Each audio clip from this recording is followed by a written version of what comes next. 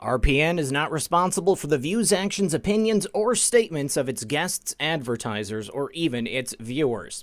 The information on this program is not to be construed as medical or legal advice. An appearance on this show is not necessarily an endorsement, and as always, we encourage you to do your own research. Enjoy the show.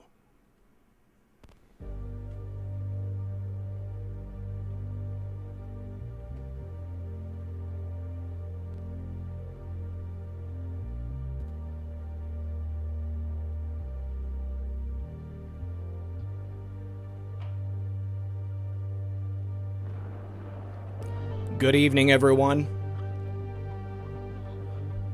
You're listening to Red Pill 78. As always, I am Zak, the corruption detector. And this is another edition of Red Pill News for Friday Night Livestream.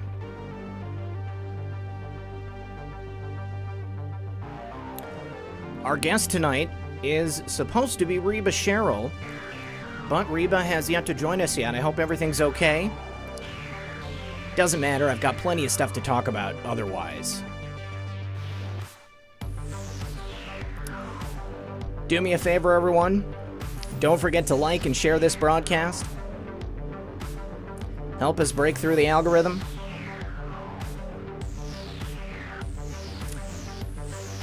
And we're going to get right into it. Sit back, relax, grab your popcorn, and we'll be right back after a brief word from our sponsor.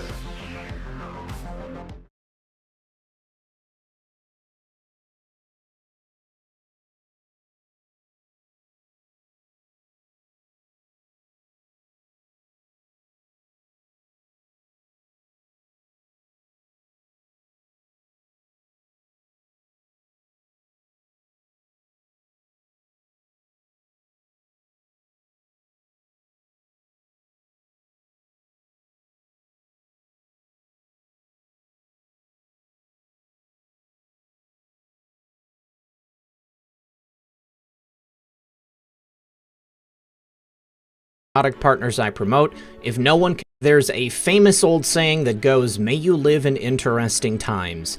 And we certainly are. Our world is so sharply divided right now, even our basic American right to free speech is under a heavy attack.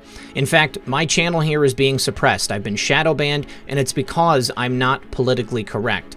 If they want to take it all away, you might wake up one day and find that you can't see my content anymore. Perhaps nobody will, unless you know to look for me. It's a sneaky, underhanded form of censorship, and it's all because certain people don't like what I have to say. Now, since I depend on revenue from the product partners I promote, if no one can find or see my content anymore, then I'm out of business. Goodbye, Red Pill News. I certainly hope that never happens, but these days, anything can go wrong at any time. And that's why I teach self-reliance and emergency preparedness, especially when it comes to your food, water, and other vital necessities. As you know, I fully endorse the products from My Patriot Supply, and the advertising revenue I receive in return helps me pay my bills and enables me to keep bringing you great content like this. But any day now, that might stop. So please prepare in advance. I'd like to make a special request. If you've been planning to buy from My Patriot Supply, but you've been putting it off, now is the time to act while you still can. If you've already purchased what you need, I want to thank you sincerely. But as you can see, for the time being, the future isn't looking much better than what we've just been through. Frankly, it's probably going to get a lot worse leading up to the election. And that's why I urge you to take a moment right now and go to preparewithredpill78.com and make your purchase while you still can.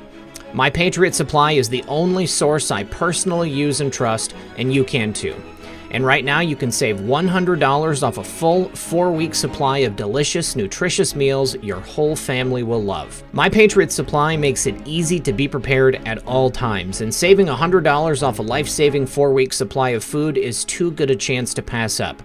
The future is so uncertain, I urge you to go to preparewithredpill78.com and get ready now. Once again, that's preparewithredpill78.com. Do it now, and remember, when you support my sponsors, you support this channel. All right. Thank you so much for joining us, everyone. I had to get something from Real Red Pill Girlfriend to show you guys tonight. I hope everybody's having a great night. Reba is going to be here in just a moment. I also have my new microphone hooked up, and I hope it sounds good. Please let me know as long as I'm talking, this is actually working. Reba is all right. She thought that it was tomorrow night, not tonight, but that's okay. She's going to be here in just a moment. So what I wanted to go over first, I need to ask that everybody in the audience pray for someone in this movement, somebody who you undoubtedly know from Twitter, somebody you probably know from this chat, from other chats, from True Reporting as well, Punisher. Punisher is currently in the hospital, and there's some stuff going on with his heart. And, we just need to make sure that everybody is keeping him in your prayers, because I don't exactly know the full extent of the situation, and I don't want to speak out of turn, but I just wanted to ask that everybody pray for him.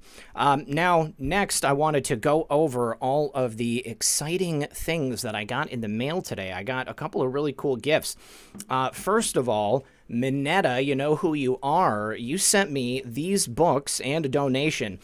This is Exposing the Enemy by John Ramirez. I know it's backwards. And then also Armed and Dangerous, also by John Ramirez. And I believe that John Ramirez was a former Satanist, and he was saved, and he has written these books talking about how to combat the evil, energy that's coming from these Satanists and these bad people, how to actually fight them and be successful. So I am hopefully going to be having him on the show in the very near future. There's a whole bunch of scheduling I have to do still, but next, Hey Jude, she sent me these awesome playing cards, and I'm sorry, it's the only thing that I don't have with me, so I will go ahead and show those off tomorrow, or maybe Real Red Pill Girlfriend, if you can bring me those playing cards, that would be awesome. Also, James Lumpkin, thank you, James, and then somebody from Australia sent me a boomerang. There was no visible name that was on the packaging, so if I can, maybe use some silly putty and get it off of there, I'll be able to see it. Okay, here is... Here are the playing cards, you guys. What's funny is that the person who designed these playing cards actually emailed me just a couple of days ago. So this is the Coup to Bring Down the President set of playing cards. Each card, it's kind of like, remember those playing cards back in Gulf War I when they put like Saddam Hussein and all the different people on the cards? Well, this has like Michael Gaeta, Glenn Simpson, Joseph Pientka, all of these people. Okay, yes, Jessica Michael, he has a heart condition he's spoken about. The tissues of his arteries and valves hardened over time, making it difficult to pump blood to his body. I do believe his issue is his heart. Yes, I know it's his heart, but I just don't have any specific information about, what's going on other than the fact that it is his heart. I just, until I have something very specific to say about it, I don't want to speak out of turn. But I know that it is something to do with his heart, and I know that we need to be praying for him.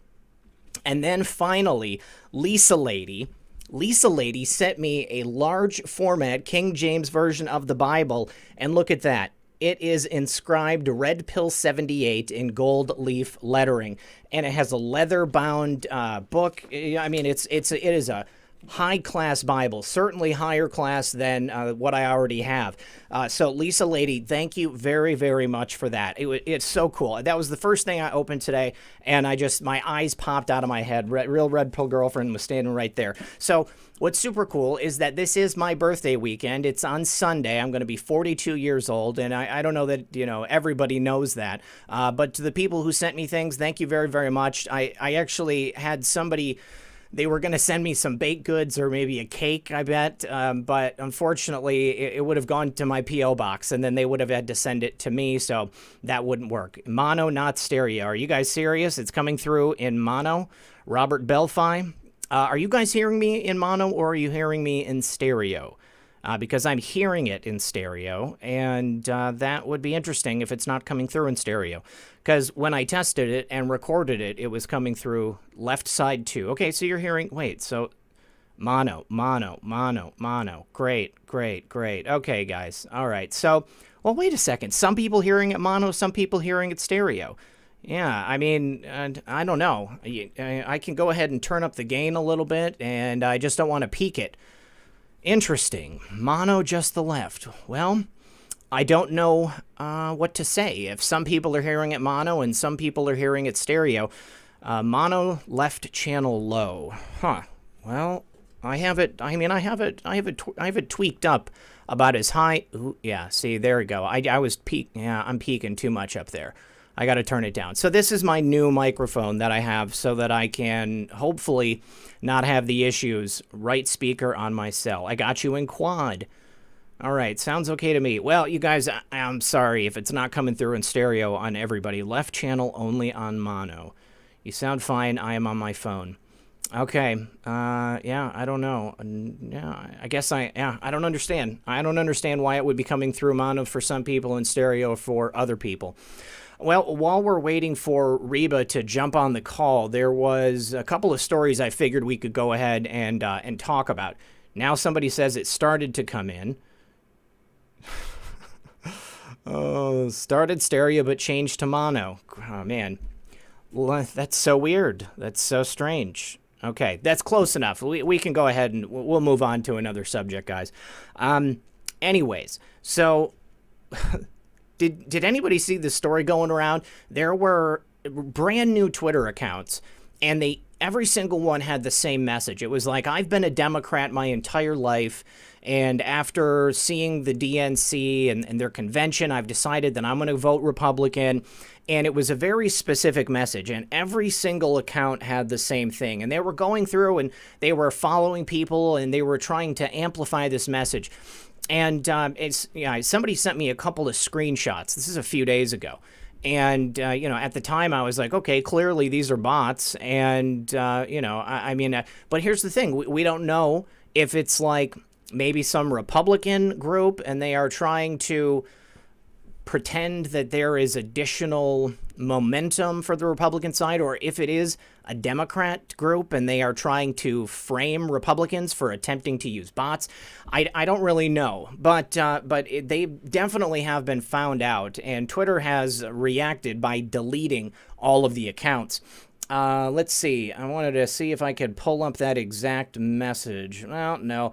But, this is a perfect example of what Twitter says about their manipulation and spam that they try to put out. All right, you guys, do me a favor. Don't forget to like and share the show. Help us break through the algorithm. Reba has just joined us, so we're going to go ahead and bring her in on the conversation. And here she comes. All right. Now, also, let me see. Yep, that's all I got. Here she is. Okay, good stuff. Reba, can you hear me? Hi, I'm having a little technical difficulty. Sorry about that. No problem. You sound fine. All right.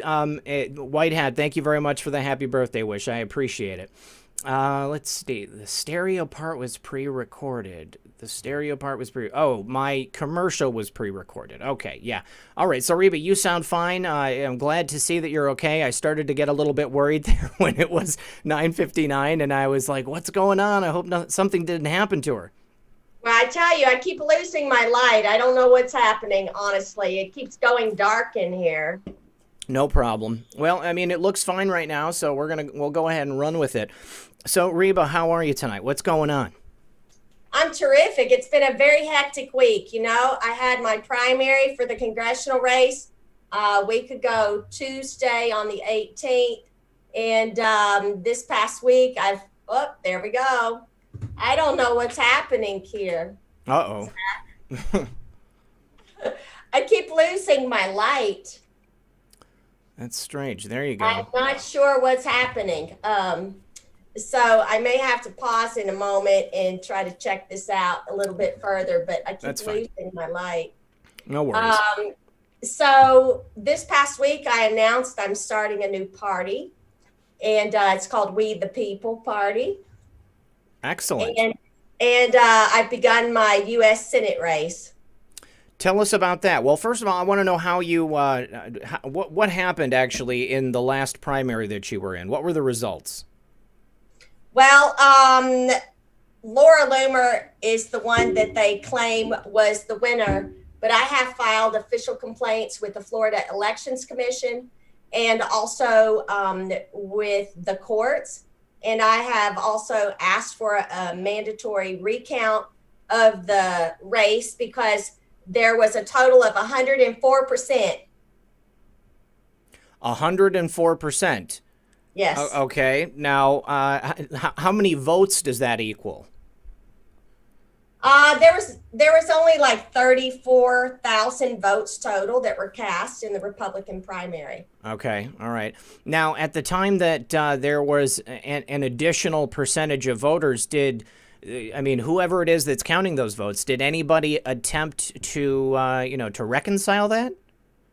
No, they haven't. And so I filed a complaint last week with the supervisor of elections in Palm Beach County, Wendy Sartori Link. And on Monday, it went to the desk of a lady by the name of Ann. And I spoke with her, and they were trying to get it scheduled for next week, but it has not taken place yet. Okay. What is going to be the process here? I mean, are they going to have to go through and actually match up the votes with, say with registered voters? Or, how are they going to hold anybody accountable for that? I don't know. The majority of the votes, from what I understand, came from the mail-in ballots. And I think the mail-in ballots are going to be a real problem for the election this year. Well, I completely agree with you there. Okay, well, that's definitely something I want you to keep us up to date on. That's kind of distressing. And I guess it's really not all that surprising because, I think most of us believe that the mail-in voting is a huge problem. So, so this is a real-world example of how easy it is to have additional votes. Okay. Now, is there... Tell me about the upcoming race that you're going to be involved in. And I also want to know about the We the People Party. Thank you. So the U.S. Senate race, I'll be challenging the incumbent Marco Rubio. And we know that he's been funded by George Soros. Mm-hmm. He's a rhino. And I also recently found out that the governor of Texas also just received $300,000 from George Soros. So there's a lot of shenanigans going on with finance, campaign finance. I think I'm going to have to pause my video for a moment and try to figure out what's going on with this light. But if you can just give me a moment, I'll be right back. Sure. Go ahead, by all means.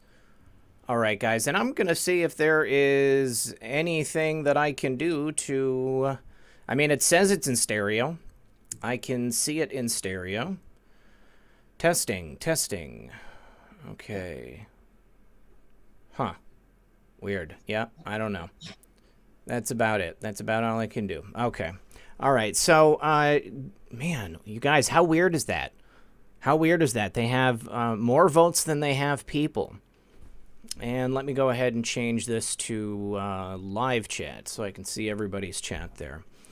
Okay. Yeah, the only thing about it, Slick Shoe One, is that I don't. Maybe tell me if my voice changes at all when I switch this switch right here. Does that change the way my voice sounds at all? Because there is this switch on the mic, and I don't know what it means. Okay, all right. Is that good? I hope I was successful in fixing my light problem. Okay. What exactly is going on with it? I'm not really sure. I had a different light that I was using previously, and someone borrowed it when we had a Q rally up in Jacksonville. Originally the RNC was supposed to be in Jacksonville this past week. Mm-hmm. And we had the Red Pill Roadshow on Tuesday and QCon Live on Wednesday, and I was there in Jacksonville for both of those events. Nope, I didn't fix it. And so my light is gone, and apparently I'm going to continue to have issues. Dang it. All right. Well, I'm sorry to hear about that. How to fix it. And my daughter just left this evening, and she's the one that's the expert on this lighting system in here. Okay. Well, we'll work through it. So you may have to put up a picture of me instead. If you want, you can turn off your video, and then your avatar will come up. But I can actually probably just pull up a picture of you and put it up on the screen. Let me see if I... It might be easier. Yeah. And then I can just talk to you in the dark. That'll be fine. Let me see.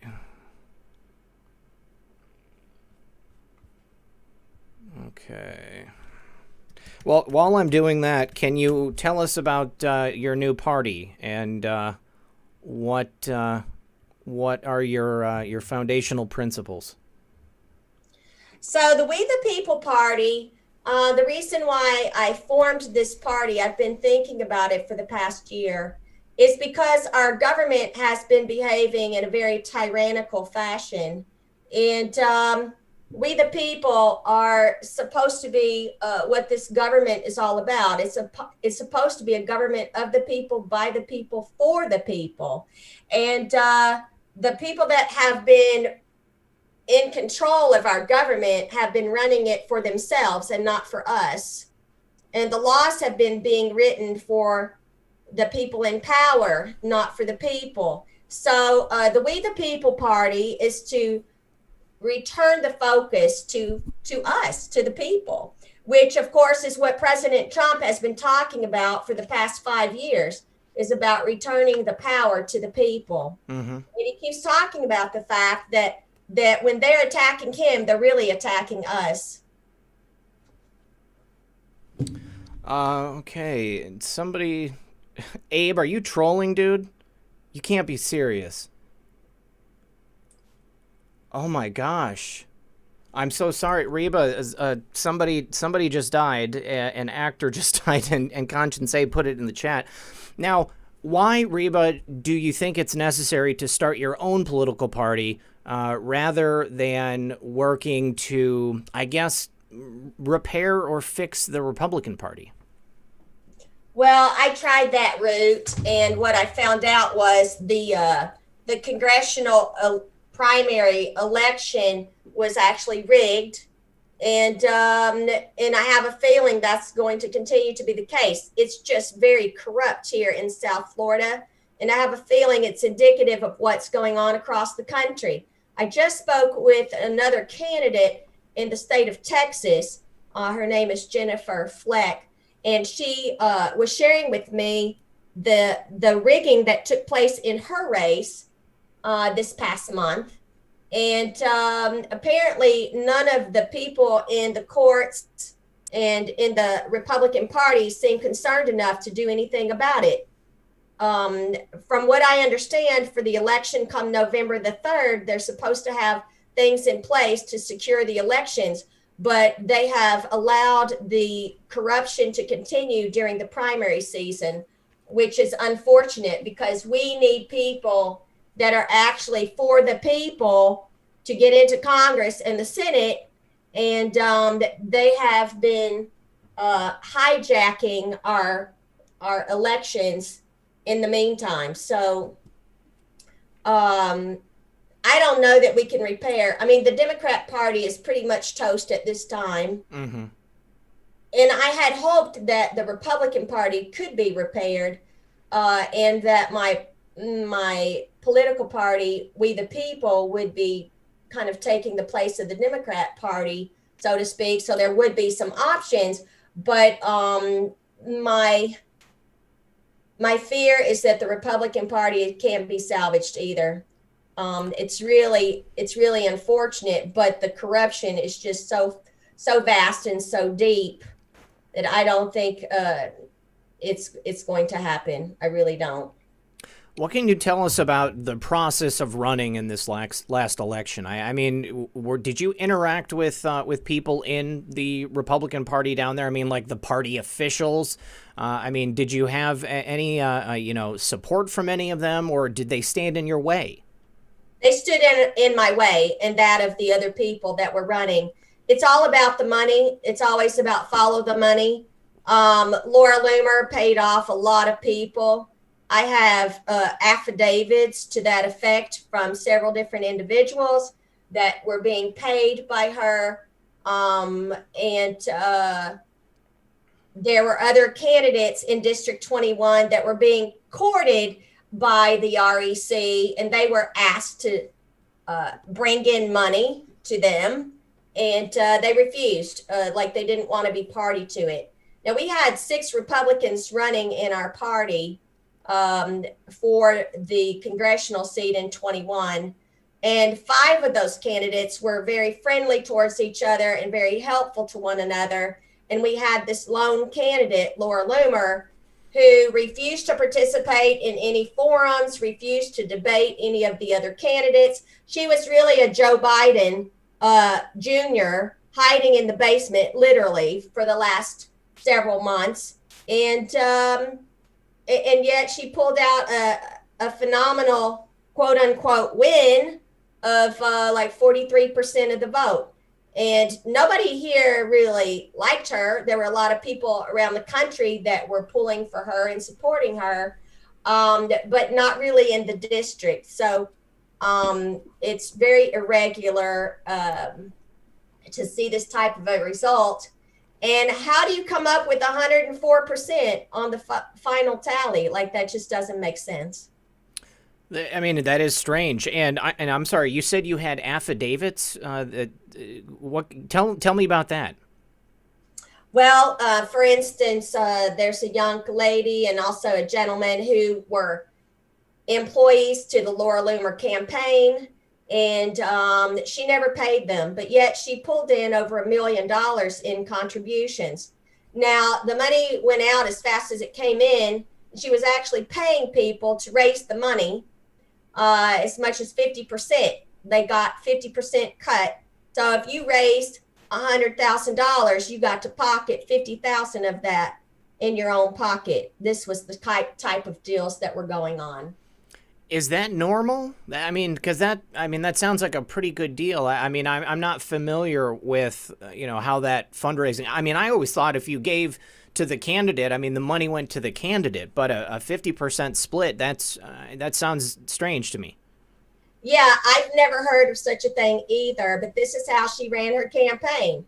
And so if I was donating to a candidate, I would think it would go to things like advertising, to buy signs, or, for expenses, like if the candidate needed to go have a meeting in DC or something, it might pay for the plane ticket or a hotel room.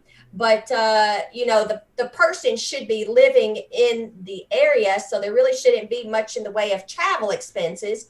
It's different than running for Senate, where you have to travel all over a state. Mm-hmm. But the money was going out as fast as it was coming in, and we have affidavits that show this type of thing was going on. I've never heard of this kind of thing happening before. But we have uncovered a lot of connections. Of course, most people are familiar with Laura Loomer's connection with Alex Jones, Jacob Wall, who is connected with Ghislaine Maxwell, and of course, Jeffrey Epstein. And she's also connected to Millie Weaver. And the arrest of Millie Weaver a couple weeks ago, she was wearing a Laura Loomer T-shirt during that arrest. And then there's this gal Tori, who had a radio show, and we've uncovered a rap sheet a mile long on this girl, and so much fraud going on there. All these fundraisers, Millie Weaver, they raised, within hours, they raised over $100,000 for her supposed arrest, to help her out.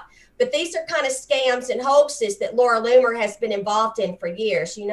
She raised money for a nose job a few years ago. She also would beg for money because she claims she had her tires slashed, which actually they were dry rotted, and she hit a curb. Things like this, anything she can do to rustle up some money out of the bushes, she's always doing it. I call her a panhandler, really. She's just always got her hand in other people's pockets. Well, that's kind of disturbing. Well, so what's going to be the process here? You said that you have to make some type of, or you've already made your complaint, or you're about to make your complaint. Do you know if there is a period of time that they have to respond to you by, or that they have to show you these results from the election? Well, I spoke with Ann yesterday, and she told me that she was going to be checking with Wendy Sartori Link's schedule, and they hope to have this recount held next week. And of course, this is Friday evening, so I don't anticipate I'll hear anything until Monday or Tuesday next week. I have not received an email to let me know when it's been scheduled. Now, but when they're actually doing the recount, do you have the option to have someone on site to verify the integrity of that recount? Well, I will be present as well as other people. And the other candidates, I have informed them as well that this will be taking place. And if they choose to be there, they can be there. All right. Has anyone else said that they plan to be there? There's been a couple that have expressed interest. Some of the others aren't really interested.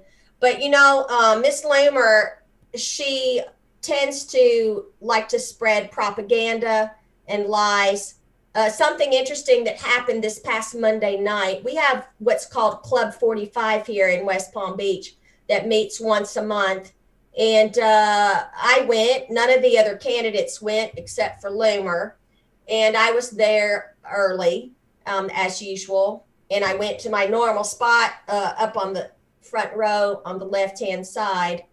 And after I had parked myself there, there were some empty seats around beside where I was sitting. And apparently it had been set aside for Loomer's campaign staff and those who were in support of her. And they got really excited when they saw me roll over there, and they said, "Oh, you're joining us, and you're supporting Laura Loomer." And I said, "No, I'm here to support myself." And then they got a funny look on their face. And a few minutes later, the president of the club, Joe Budd, he came over to me and he told me that I would have to move, that I made them uncomfortable by my presence there. And he asked me to move back 2 rows, which I did. And I was speaking with my friend Jim. And a few minutes later, he came back and he threatened to throw me out of the building. And because apparently, while Miss Loomer thinks that she has a right for her First Amendment, but no one else does, because they were uncomfortable by the fact that I was speaking to my friend, and they didn't want to hear me speaking at all. And so I actually did an audio recording of the conversation with Joe Budd, and I'll be posting that sometime over the weekend to share it with people of the threat that he made to me. Wow, that's kind of crazy. Okay, well, is that going to be on your YouTube channel? Yes, it will. Okay, all right. Well, let's talk about your upcoming run. What's going to be happening with that? That's going to be a statewide position? Yes, it will. The U.S. Senate, it's a lot different than running for Congress. We have 27 congressional districts in the state of Florida. And so it's like the race I just ran over the past year times 27. So yeah, a lot more territory to be covered. I have been laying the groundwork for that and getting prepared because it's going to be a 2-year-long race. And I'm really excited and looking forward to it. All right. And you said that you're going to be running against Marco Rubio. Have you had any interactions with Marco? Not at all.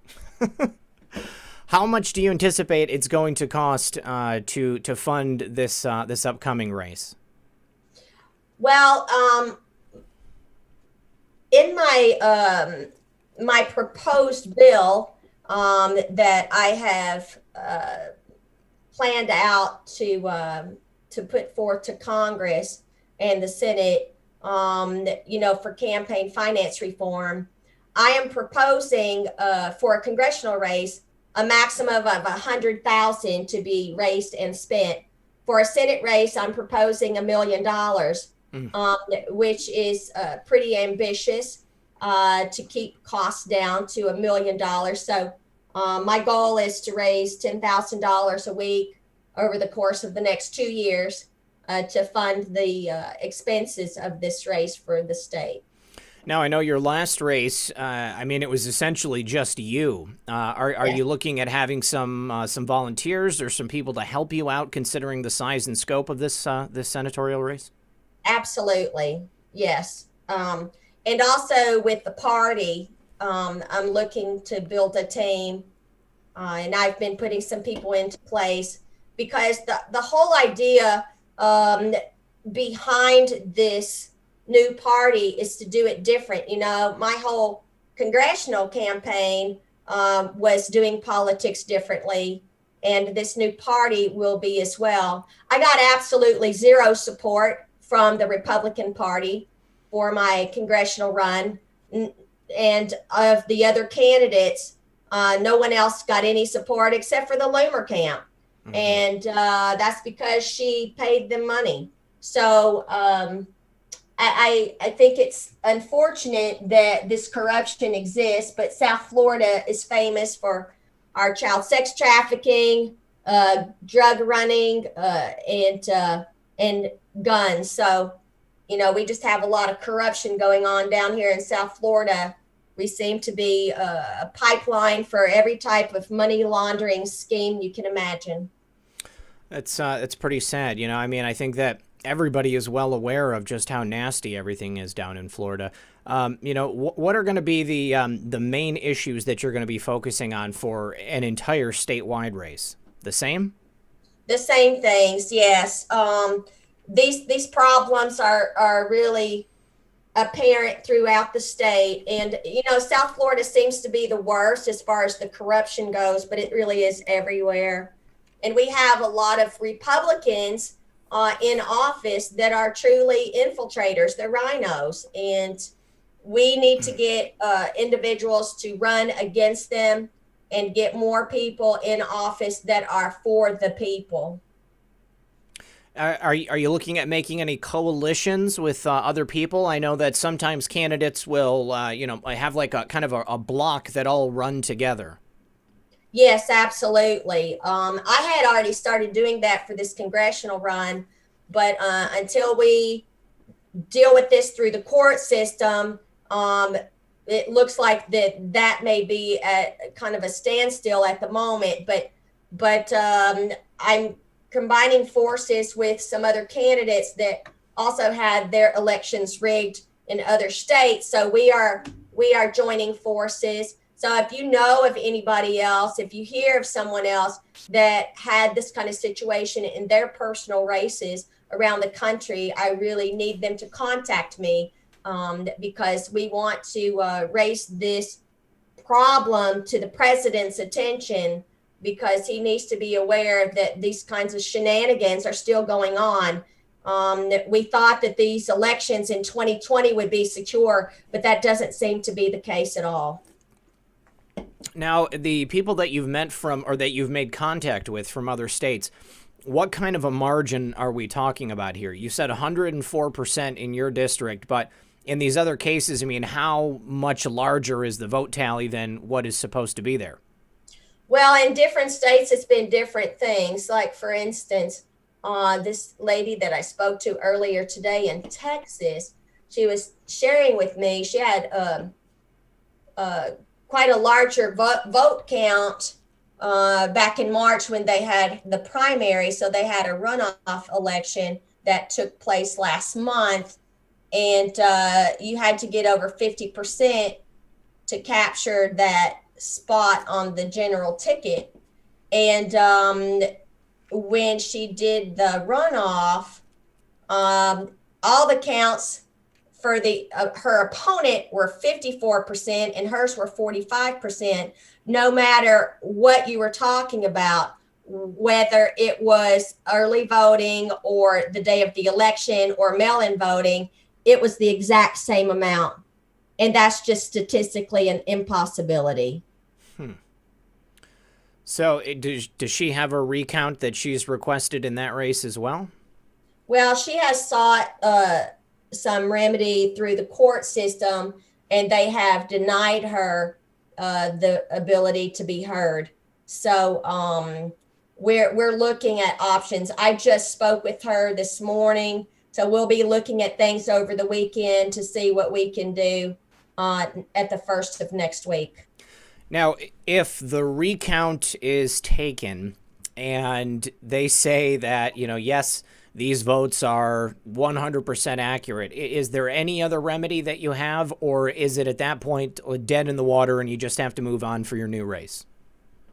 Well, the only other option I can see is once someone is actually elected during the general election, is then we would could perhaps pursue a recall. But in my race, we're asking for a special election. We're actually asking for Laura Loomer to be removed because she has never given up domicile in New York. She's not even a resident of the state of Florida. Wait a second. When you when you run for office in a state, I mean, isn't that like the first thing you have to do is like set up shop? I mean, you purchase a house or you rent an apartment. You would think, right? But Yeah. the Constitution in Florida does not provide that as a stipulation. So this is something that has come to my attention. And before the election even took place, I filed an official complaint with the Florida Elections Commission because I thought it was very suspicious myself. And so what I found out was, upon investigation, Laura Loomer still has her domicile in New York, and she never gave it up. And apparently you could have 100 people in the state of California who have never come to the state of Florida at all, and they could run for offices here, and it's totally legal. Like, it's crazy. So go ahead. Yeah, these people are supposed to be representing the people of this district, of this state, but yet they don't have to have any ties to this state whatsoever in order to run for office. It's insane. So it's not even necessary for a person who's running for office to maintain any kind of a home in Florida? And is it just Florida, or, I mean, is it on a state-by-state basis? I really haven't researched it in all the other states, but I think that other states are similar. Okay. Well, because, I mean, I can understand somebody, maybe having two homes. I mean, obviously, it's for the socio and economically advantaged people. If you can afford to have two homes, maybe you have one in, California and another one in Florida. But yeah, I mean, I would expect that if you're going to be running for office in a state, you would necessarily need to have that be your main residence. I mean, I'm reminded of Maxine Waters. Maxine Waters, she represents an area of Los Angeles, if I'm not mistaken. But then she doesn't actually have a home there. She has a home someplace else, which is quite far away. Well, out of her district, yes, she does. In Florida, like, for instance, we have Matt Gaetz. He represents CD1, which is up in the Panhandle. But he lives in Hollywood, which is down, I think it's in Broward County. So he's in South Florida. It's where he resides. So he's on opposite ends of the state. So I think that's kind of strange, actually, but that's how that works. You don't have to live in the district, but you do need to have a residence in the state, was my understanding until I found out about this little thing called Article 1 in the Constitution. And this is how they are getting by with this. So Laura Loomer was approached by Joe Gruters, is what I understand, who is the chair of the Republican Party of Florida. And they had these agreements, and I've come across several people across the country who had agreements with Laura Loomer 2 years before she even started running for office, that they would endorse her and support her. And they never looked at any of the other people running for the seat. Many of the people endorsing her don't have ties to Florida, but yet they were lending her their influence and endorsing her. And I think that just shouldn't be, but I don't make the rules. but I think some things need to be changed in that regard. All right, I can understand that. I just need to do a couple of quick thank yous for the audience. Lorraine says, thanks for holding the light, keep hope, and keep hope, believe. Thank you very much, Lorraine. Also to Avery, she says, F for shadow banning. Thank you for keeping on. Thank you very much for that, Avery. I appreciate that. And let me see if there's any more in PayPal. Need to say thank you to Zayed. He says, I've been an Anon since October 2017. I'm from Saudi Arabia. I just want to say the arrests will come and it will be for real. We already had them in 2017. Thank God you didn't give your guns to the government like Australia. I think a big FF will happen in September or October. And I think you're probably right. So thank you very much, Zayed, a Saudi Arabian Anon. That's pretty cool. Can you guys believe, I mean, remember, Rita, reading those posts about Saudi Arabia and then actually seeing it happen in Saudi Arabia? Like, how exciting would that be to actually be living there when that happened? Helen, thank you very much, Helen. I appreciate that donation. Also to, I think that was Rook Castle. 1 second. William, thank you very much, William. No message there, but let me see. I got to find this Rook again. Yeah, Rook. He says, here's an early birthday present to get the new tennis balls for your walker. Love, Rook Castle. Thank you very much, Rook. I appreciate that. I appreciate all of you. Thank you very much for helping out. That is so strange. So I'm still floored at the idea that someone can run for office anywhere, whether it's, within the state of Florida or another state, and not actually be living in the district or the area that they are representing. I mean, I don't understand how somebody can adequately represent the interests of people if they don't live among them. Yeah, it's almost like an authoritarian type of situation, because if you are, quote unquote, speaking for the people of an area, but you have no personal ties to that area, it's like you're lording over them, because you could do things that are either good or bad directed towards those constituents. So I just don't think it's correct in how they're doing things at all. And a lot of other things have been coming to light about this election process and how they count the votes. For instance, this situation that happened in Texas, and I'm wondering if it happened here in Florida as well, but I haven't had a recount yet, so I don't know what their audit log is going to look like. But they counted votes 2 days in advance of the election day. Like, that shouldn't be. I think I've heard that. I've heard about that happening, because, I mean, they get so many mail-in ballots, they get so many absentee ballots, and then they have, say, ballots from people serving overseas. And so yeah, I mean, it does sound weird, but I think that it must be because they've got so many coming in on so many different days, they just don't want to screw it up. Or maybe it's that they just want to make sure they can get all those extra ballots counted before the buzzer calls. Yeah, but the problem is, if you start actually tallying the votes before election day, then you have these leaks that happen.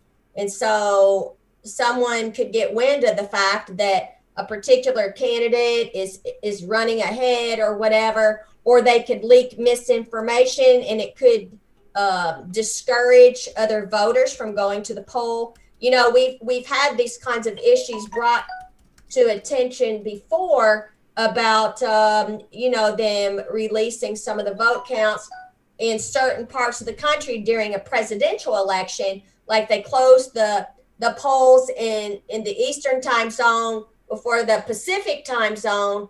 And so if they're releasing what these tallies are, then people on the West Coast may not go out to vote because they think, what's the point? Right. I've definitely heard that before. So if you are successful and you're able to unseat Marco Rubio, what would be the first set of legislation that you would look to pass? There's so many things that I've got on my agenda. So, healthcare is a biggie. Changing the focus to a wellness focus instead of a sick care industry focus.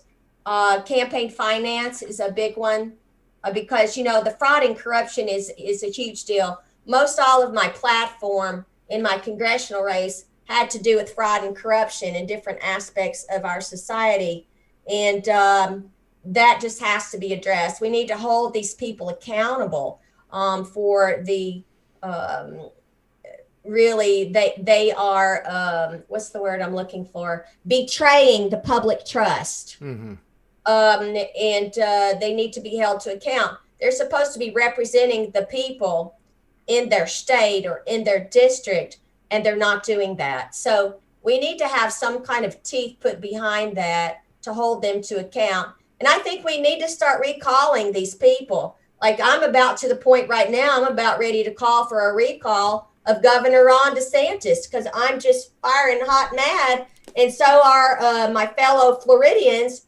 about these mandatory vaccines that he's pushing.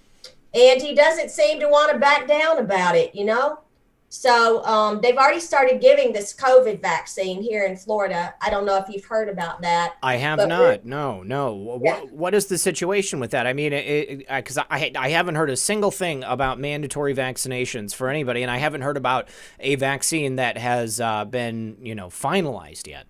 They have started giving the vaccine in Florida, and we have had since 2002 mandatory vaccine law on the books. And then earlier this year, Ron DeSantis signed Executive Order 20-80, which also calls for a mandatory vaccine due to COVID. And this is the thing that it was put in my face when I was coming back from JFK Airport from New York back in June. And I declined to consent to their documentation that they wanted me to sign. And that was under a threat of 60 days imprisonment and a fine of $500. But I declined to participate, and thankfully they didn't lock me up in prison, but they sure could have, according to this executive order signed by our governor. Now, I was actually looking because I wanted to see if there was anything that had come up, because I remember you telling that story last time.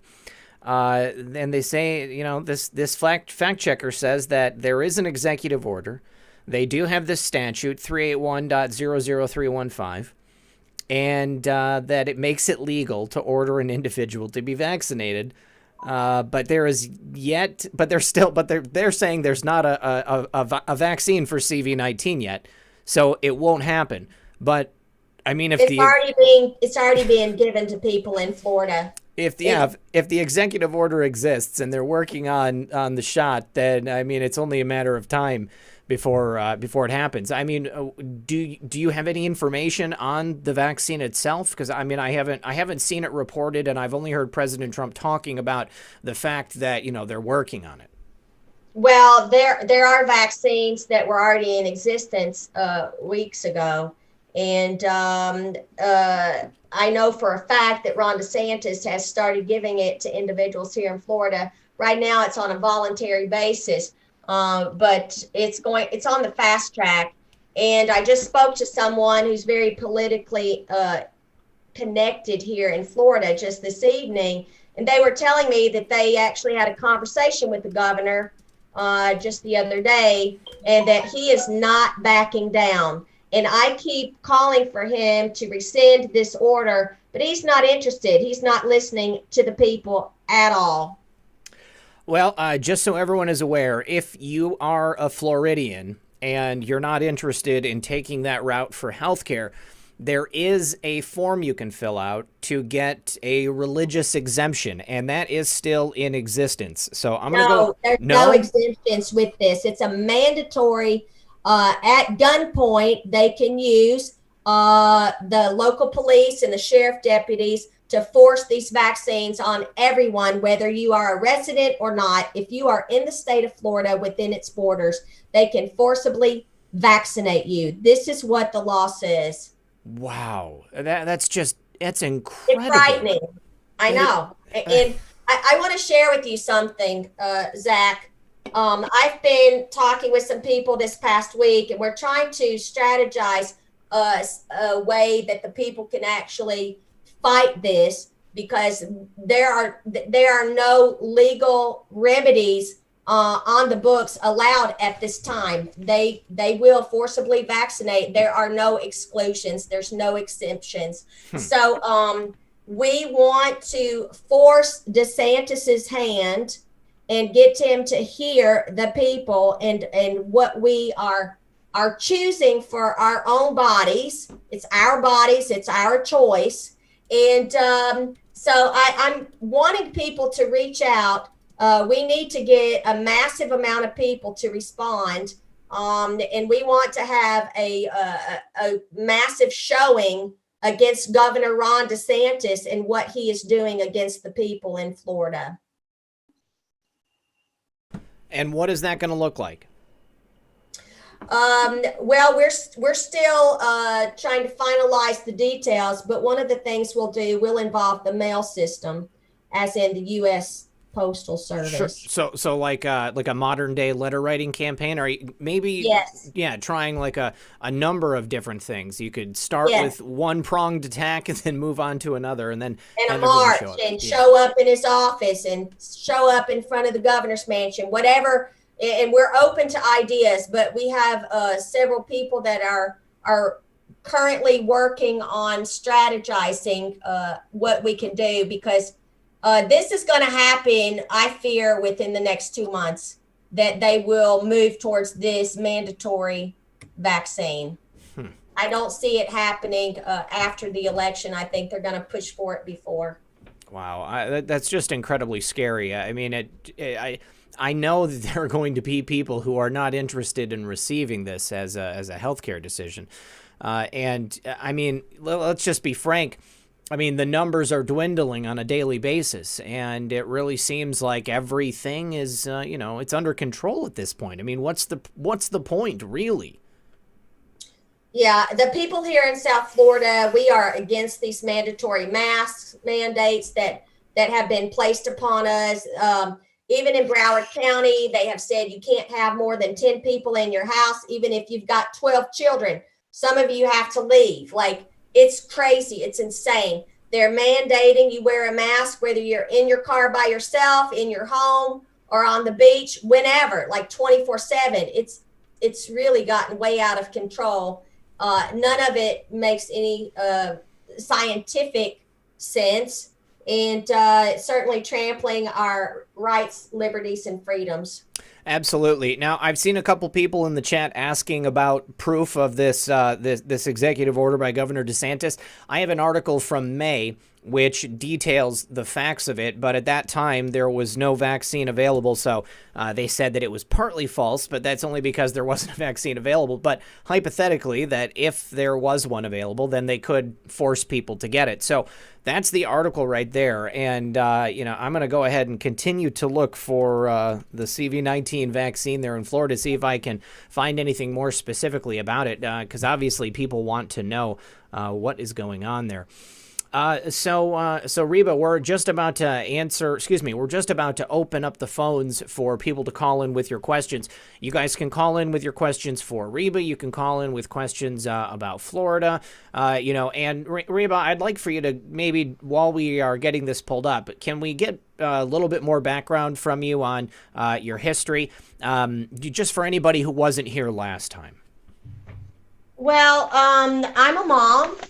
And I moved to Florida 7 years ago. I'm originally from Tennessee. I was born in Nashville. I have been a researcher my entire life. I've always been very active in my community and working with different charitable organizations. I have been a global businesswoman for over 30 years. I've traveled the world. Never been to Antarctica, but I have had clients on every other continent. I have uncovered over the decades much of the fraud and corruption that has been documented as well by Q. I've known about it for decades myself. You know, the CIA has had their hands in everything from furniture to food to our water, everything you can imagine. They have been manipulating these things and causing us much destruction to the human genome. So we have seen cancer rates escalate over the last couple of decades, especially. But, you know, 100 years ago, we didn't have much in the way of cancer. And after World War II, with Project Paperclip, the Nazi scientists came over to the U.S., and we ended up with things like Monsanto Roundup and Agent Orange and all these different things, and bombs that were created, splitting the atoms. I mean, it's just been one thing after another that are methods with which they are destroying our planet and our health. Mm-hmm. And so my main goal over the last 30 years is to educate people about the things that are attacking our well-being and what you can do to rid these things from your environment and from your very body. So to bring ourselves back to wellness. And so now as a politician, I'm not a politician, I'm just a real person that gives a damn. Mm-hmm. But I'm working to bring these things on a national level to the attention of the people, to educate the people of our country that there are things that cause these diseases that wreak havoc on our health and shorten our lifespan. And we don't have to have these things in our society, in our homes, in our bodies affecting us. We can get rid of them. We can remedy these situations and have a more abundant life full of health and prosperity. Excellent, excellent. Okay, so we've got a couple of callers on the line. Group C was our first caller, so we'll bring him in. And actually, we can go ahead and move your picture over, because everything is going to resize now. Oh, shoot. That's, hang on. Let me get rid of that. All right, Group C, you're on the air. If you want to go ahead and say hi. Hi. Okay, there you go. Dude, how are you? Good. How's it going with you? I'm doing well, doing well. You know, the normal live television stuff. But, hey, let me just say real quick, Wayne, he says, have a happy birthday. Stay true to yourself. God bless. Wayne, I really appreciate that, brother. Also, William, I said thank you to William already. So, Group C, what's going on, brother? How you been? Been pretty good. It was a tough week, but you know what they say. What is it? Tough times don't last, but tough people do. That's right. And that's right. us. That's us, Anons and Q Team, and you too, Reba. Thank you. You're welcome. So here's what I wanted to ask you, Reba. You had mentioned earlier that you had a concern about the mail-in voting, which a lot of people do because it sounds like a pretty sketch thing, you know, given how openly suspicious the Democrat Party is acting with, you know, how they're trying to push this on us. Well, I don't know if you've heard about the USPS filing a patent pertaining to using blockchain technology to count votes that were sent in via mail-in voting. Have you heard of that yet? Well, I know that there's talk about that being used in November, but it has not yet been used in Florida. Okay. Do you know much about this blockchain technology that they're planning on using? No, I don't. Okay.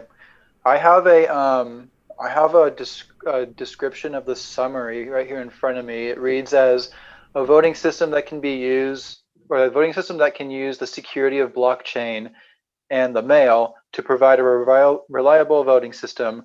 A registered voter receives a computer-readable code in the mail and confirms identity and confirms correct ballot information in an election. The system separates voter identification and votes to ensure vote anonymity and stores votes on a distributed ledger in a blockchain. I have yet to do more research into what blockchain technology is all about. But this, if the nature of what the USPS is planning on using reflects what's described in this summary on the patent, then I think that's what kind of helps put my mind at ease at mail-in voting. But we'll see. For all we know, this even though Q suggests that this pandemic's going to end after the election, we might see signs of it die down prematurely, and maybe this won't be used. But it sounds to me like this is something that could put a lot of people's minds at ease. Red Pill, do you have thoughts on this? Oh yeah, definitely. What's really heartening about the whole situation is that they put this patent in back in February of 2019. So they've had, an entire year and a half to work on the technology and to get it ready to implement. Now, my only question is, how long does it take to get everything set up? Is it already set up? Is that what they've been doing this entire time? And that's how they know that the general election in 2020 is going to be sound? Because from what it sounds like, the only way that you would be able to vote is if you're a real live person and you're a citizen, and they wouldn't be able to harvest these extra votes. They wouldn't be able to bring them in, and they wouldn't be able to fake it. I have people in the chat all the time. They say, oh, blockchain, you can hack it. As far as I know, you can't hack it. Because it's a distributed ledger. So you've got, everybody's record is their own, and then everybody has a record for everybody else. So it's evenly distributed amongst the people who are a part of it, which would be every citizen in every state. And then if you change it, like the records on one person's part of the ledger, then it wouldn't spread to every other part of the ledger. It would just be obvious that whatever the information is here in this particular instance is corrupted, and it's not the same as everything else. So, I'm thinking that since they're bringing it up now, and also remember, I'm sure that we've talked about this on the air before. Brad Parscale was hinting about something about a month ago, about some exciting new technology that people have never seen before. And I would certainly say that this falls into that category. So, I'm hoping that that this is something we're going to have rolled out for the general election. And I think that, testing it in this 2020 presidential race is a perfect time to do it. Yeah, so I don't know anybody who works for the post office, though, you guys. If anybody here knows anyone who has a position of authority at the post office, I would love to really, really hear about it. Curious Scratcher, that would be blackmail. What do you mean that would be blackmail? I don't know what that means, unless you're talking to somebody else. It looks like you said that it read X. Somebody wants to know, why can't it be hacked? Why can't it be hacked? Because it's just the information is distributed amongst all people who are part of the blockchain. So let's say you've got a record, and let's, for instance, we'll say it's a ledger of transactions verifying how much money is in an account, and we all own a piece of that account, every single person here. And because we all own a portion of it, we all have the records which verify the integrity of that account. And so with that information being shared equally amongst all of us, it's not like it's stored in a single place, okay? So let's say if there is all of the votes that get cast in an election, and they are brought to the election commission of your state. So that's one place where the votes are, and that's why they can go ahead and fake votes. They can pad votes. They can bring extra votes in because, there's only, there are so many people that have their hands in that pot, So there isn't just one person counting every vote as they come through and verifying that the information is correct. There's a whole bunch of different people, and they have something to do with the counting of those votes.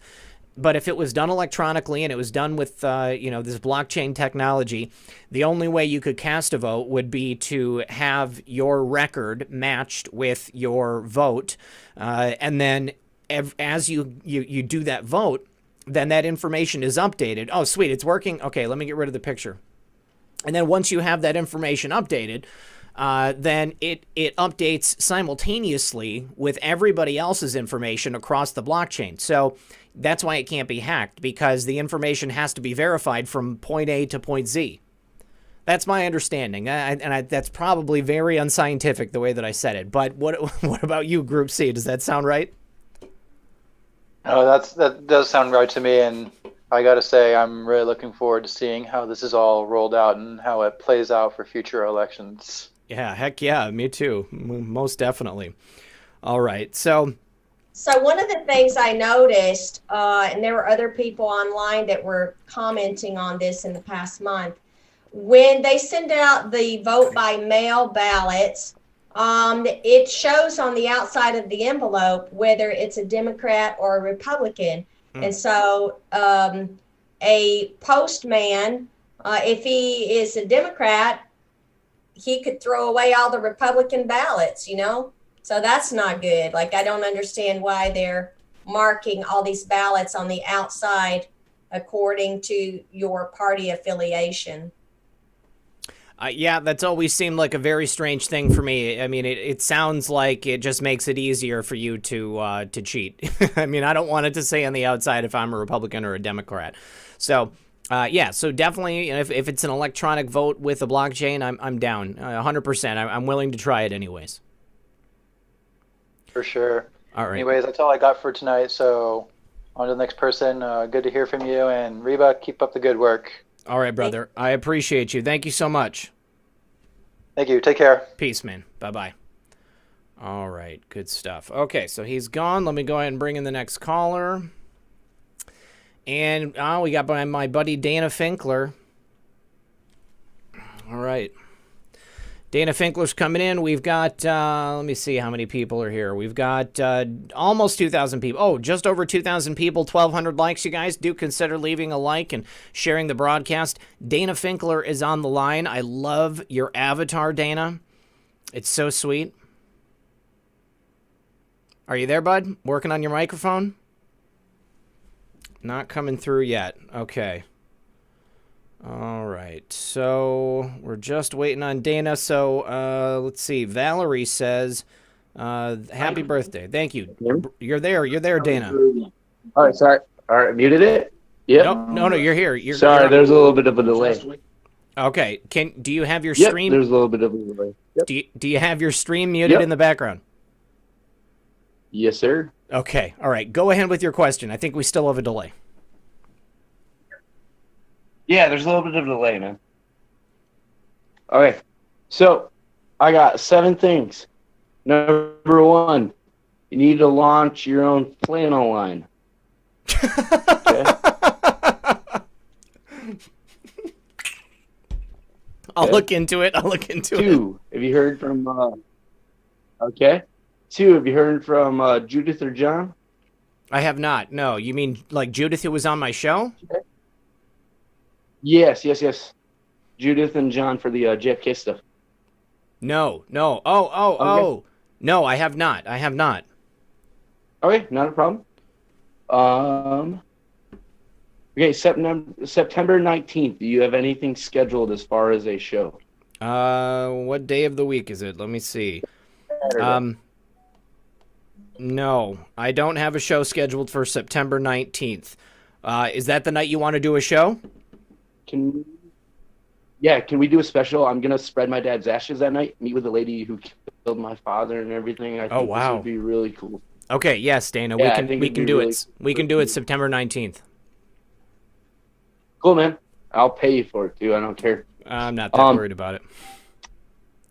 Don't worry about it. We'll figure it out. Okay. So, 2 other things. So, okay, I got a question for Reba when this all falls up. Don't worry. So, August has never worked out for us as far as that week because your daughter's birthday and everything. Yes. We do the last week of August next year. That's my birthday the last week of August. My birthday's on Sunday. Yeah. Okay. Well, let's just we'll figure something out. But right now, I got a comedian show booked for the 14th. Sam Tripoli and them said they might come out for that? Is that a date you have open? I'm Dana. We lost you for like every other word there, so I don't know. Do a tinfoil hat. Wow. Yeah. Oh, you got me now? I got you now. Yes, I got you now. Sorry. Oh, October 14th.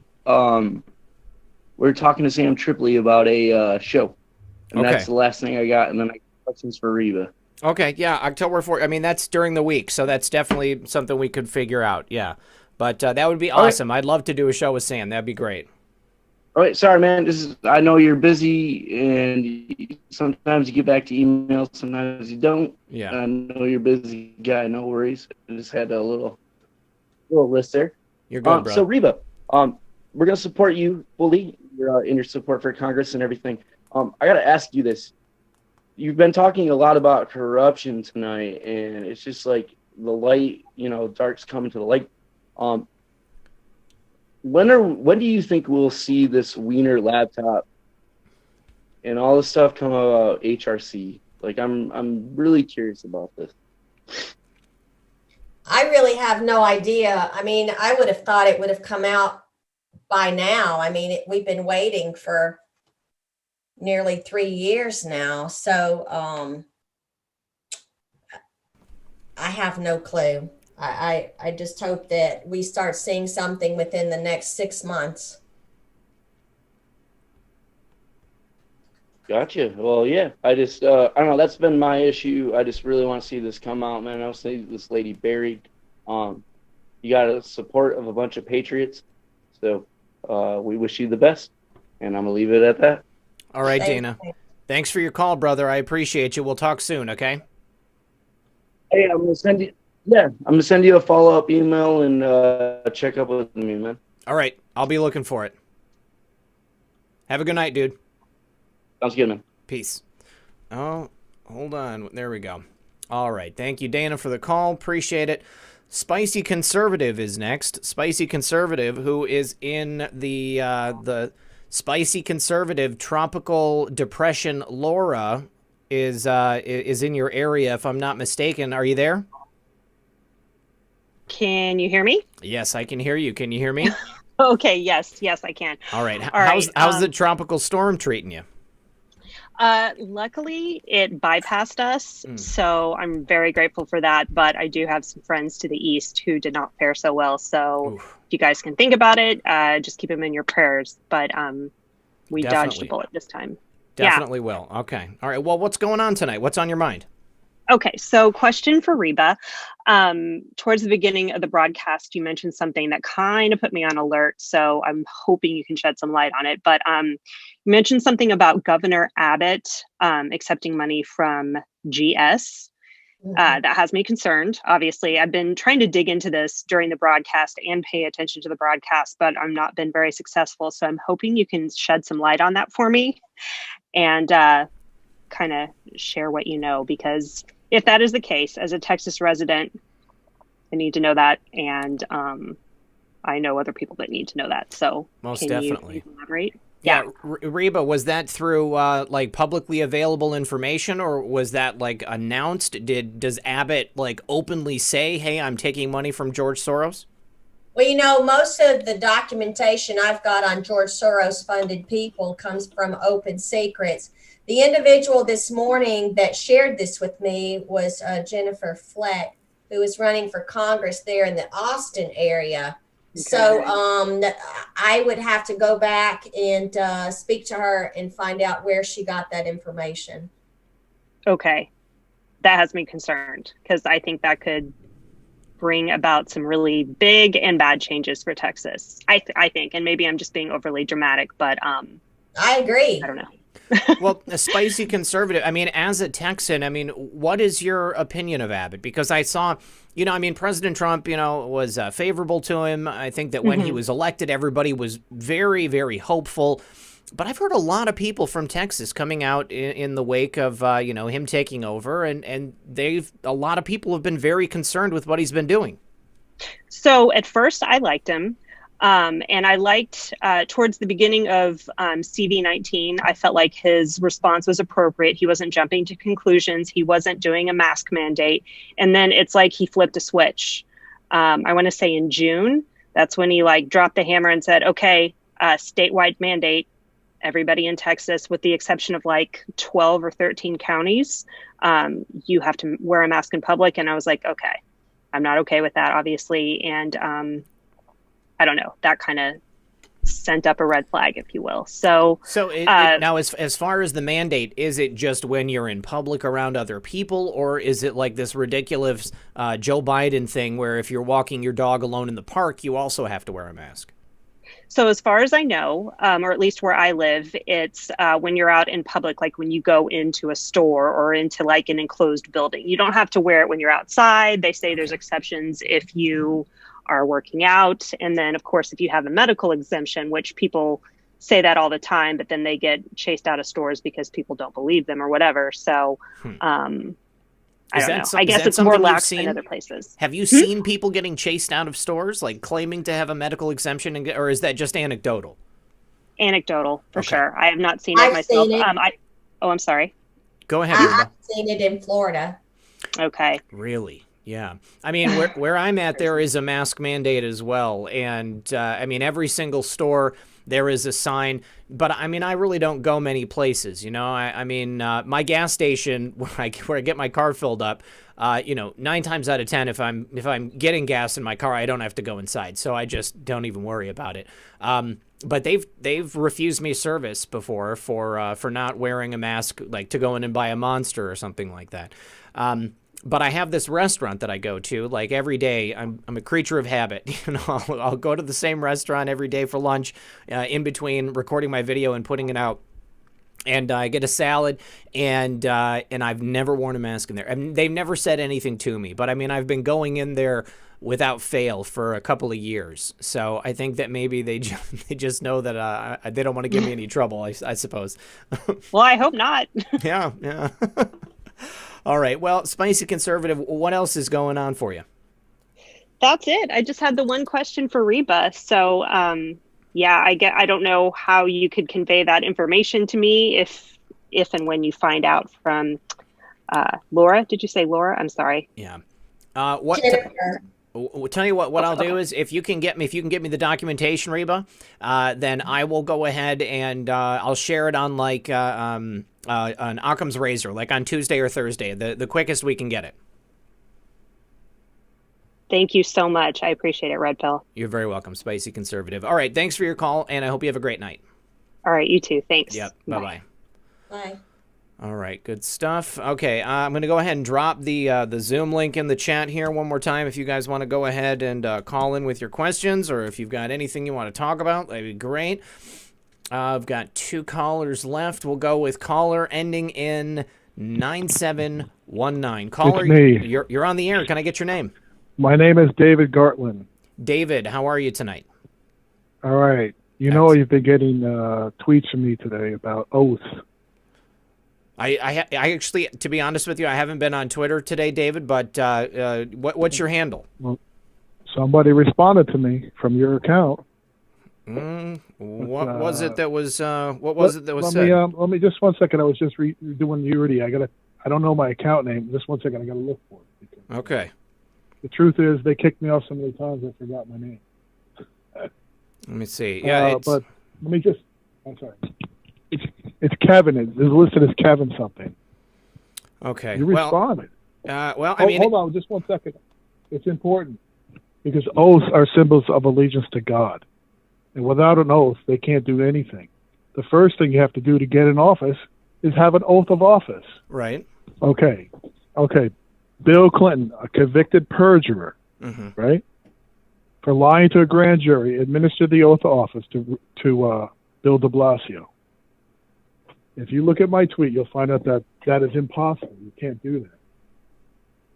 Okay, just 1 second. I'll give you the actual tweet. I'll give you my information.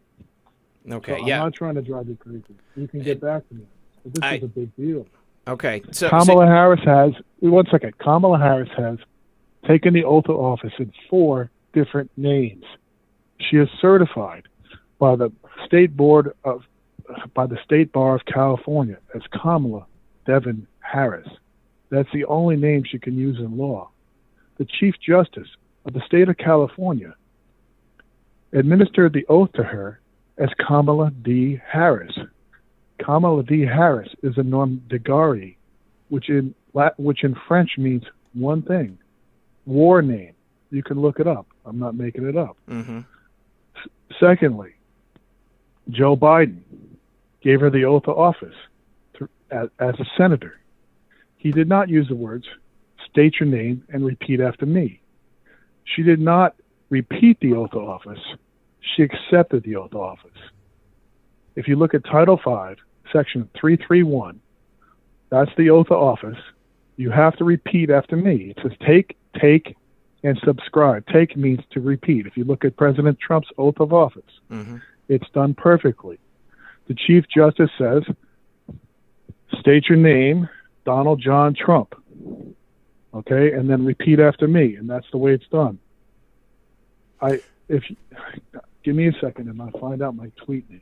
So is your point that that Kamala Harris or Bill De Blasio, that the office that they hold is it's null and void because they didn't take the oath properly? It's called void ab initio, okay, which means from the outset. Somehow I lost you though. Yeah, I get thousands of notifications a day, so I mean, without your actual handle. Just give me 1 second. Where do you find that under profile? Right? Okay. It's Kevin 603-96291. Kevin 603-96 96291. I've sent you you'll have all the evidence for Kamala. I sent you the one for Cuomo, who has taken the oath of office.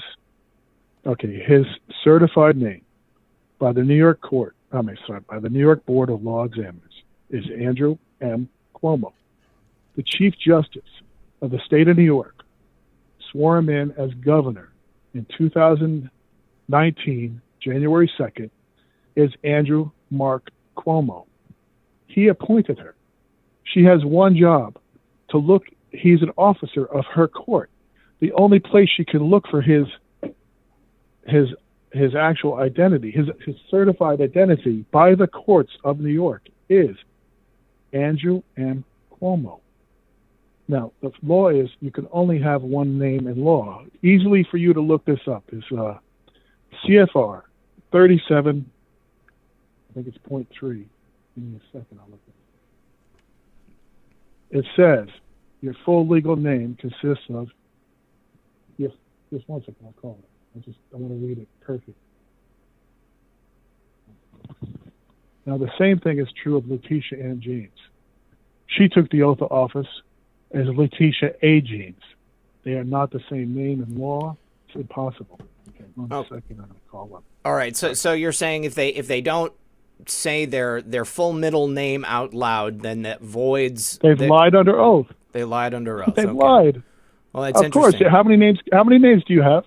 How many lawful names can you have? Well, I'm one.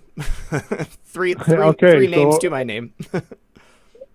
Yes, that's called. All right. So your first name is a Christian name. It's given. That's your given name. Mm-hmm. Every other name is taken or used, meaning you don't own it. And here's what it says right here. Sorry, let me just get the first track. Okay. You can look this up right now. This has been law since 2007. Okay. It's USC, U.S. Code of Federal Regulations. All right. Okay. I found Chapter 6, Part 37, and it's Section 37.D, and I'm going to read it out loud. Definitions. Full legal name means an individual's first, middle, names, it says name or S, and last name or surname without the use of middle initials or nicknames. So any attorney, and there are tons, William Barr is one of them, who has a middle name and who is using a middle letter, a middle initial, in his, I'll give you the address to the New York courts. You can check all these names out. You don't need me to verify this. It's simple. It can be done online right now. You can look at one of them. I'll give you here's the address for the court. It's, HTTP, and it's after the 2 slashes. It's I'm going to magnify it so I don't want to screw it up. So. Tell you what, listen, I know, I see where you left me the tweets. Add to that thread, because you just responded to my tweet from tonight. Add to that thread, because if I take down a web address, I'm probably not going to write it down correctly. Okay, I know that. So what I would like you to do, I can't do that right now. What I would like you to do, you can do it at any time. Add me, follow me, and I'll what do you call it? Direct mail you. Yeah, you can DM me, and I'll that'll be. And perfect. I'll give you my contact information. But I have like 5 videos ready to go that show this. If you look at these, it's just shorts. These are just a tickle, but it shows all the laws that are required to have to do this properly. All right. And well, what they can't do. Just one thing before I go. Okay. What they can't do is they can't change the common law. So I went back to if you look at any law dictionary, they're a book of truth, right? Because everything in them is supposed to be truth. It's the definition of the words. So I went back to the law dictionaries that are all before 1865. And they'll show you that everything in those things is the definition of what you see in front of you. If the person fits the definition, then you have to apply that to the person, right? And you'll see it works. Just all right. Play along. If you add me to your list, I'll DM you and you'll see. By tomorrow, I'll give you Letitia James a beautiful video. All right. I'm looking forward to it. Thank you. All right. Have a great night. All right. Well, you guys, maybe we have an opportunity to take out all of these swamp creatures. If there's any lawyers out in the audience, and you can offer any counsel on whether or not this is something that we can actually do, I would be looking to maybe get some information out there. We got Carolyn coming up next on the line. We're just waiting for Carolyn to connect to audio. Thank you, everybody. Thank you. Let me see if there's anybody else I need to say thanks to through a donation. Nothing on Cash App. And looks like Michelle on PayPal. Thank you very much, Michelle. She just says thank you. I appreciate it. All right, Carolyn, are you there? Yes, I am. Excellent. Thank you to the show, Carolyn. Pardon me. What's your question for Reba? I live in Clearwater, Florida, and I have a son diagnosed with autism. He's on the spectrum, and he is in the Med Waiver program, and I have never had any communication from the state of Florida indicating that there is a mandatory vaccination. Reba, what can you say about that? Well, they haven't made it really public knowledge to anyone. You have to really go searching for it. It only came on my radar back in June because I was met with this document on the airline when I returned from New York. So upon my receiving this document related to Executive Order 20-80, I did some research and came to find out that actually a mandatory vaccine law has been on the books since 2002. There is an attorney here in Florida by the name of Sean McBride, and he's online pretty much every day, Monday through Friday, giving information, and he holds different town halls from time to time. And I would recommend that you could tune in to some of his information when he broadcasts, and you can learn more about the details of these laws, Carolyn.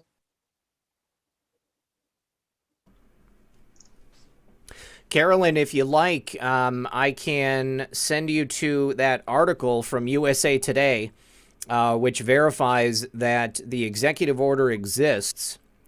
And and that they could actually implement it. As far as I can tell from the article itself, the only thing that's stopping it from being a real-world practice is that there hasn't been a vaccine publicly released yet. But I can drop this link into the chat if you want to go ahead and grab it, and then you can check it out for yourself. It gives all the information about it. I would appreciate that, Red Pill. Thank you so much, and I appreciate your great work in all that you do. But as far as an implementation, I have not been personally advised of this, so I can't go any further than that. Sure. As far as a parent of a child with a disability, I can't say that this is fact. Oh, of course. Because I have not been advised of this. Oh, I completely. I completely understand. I would just say go ahead and check it out, because I mean, me not being a Florida resident, obviously I rely on the information I can dig up or anecdotal information from people like you or my guests. So, you know, and I would appreciate as many of my viewers who live in Florida as possible that could actually, you know, get any real world information about this and report back. You know, I would love to bring the information to as many people as possible. We got you, Red Pill. Yeah. Absolutely. We love you. I am a dedicated person to your channel. I love the information that you give out. But I just want to make sure that the information that you do give out is correct. Oh, of course. I appreciate your help with that. Reba, what were you going to say? Yeah, if I may suggest, if you happen to be on Facebook, that you go and follow Florida Freedom Keepers, and you can get information there. There's an exchange of information on their group page on a daily basis. And we have a few thousand people in Florida that are members of that group. And in fact, there is a group of people that are headed to Tallahassee for 3 o'clock tomorrow afternoon. And we're going to be doing a march there. Excellent. Excellent. Good stuff. All right, Carolyn. If there is anything I can do to help the movement in Florida for vaccines for special needs persons. Again, my son is special needs with autism. I'm very close to that. I'm personally attached to that. And if there is anything I can do to help that movement, I am certainly available to do so. But until I am physically instructed by the state of Florida that my son needs a mandatory vaccine, I'm going to say, no, not happening. I'm his caregiver. Unfortunately, it's just not going to happen. I think the first time that most people will find out that the law is on the books is when the law enforcement comes knocking on your door ready to inject you. I think that'll be your first notice. This is why it's so important that we spread the word and we develop a strategy to try to shut this down before it actually gets implemented. If anybody comes knocking on my door, it's not happening. It is just not happening. Second Amendment comes in play right here. Yeah, I find it is just not going to happen. Yeah, Carol, I can't imagine that many people would be comfortable with that. I think the vast majority of people would probably feel the exact same way that you do.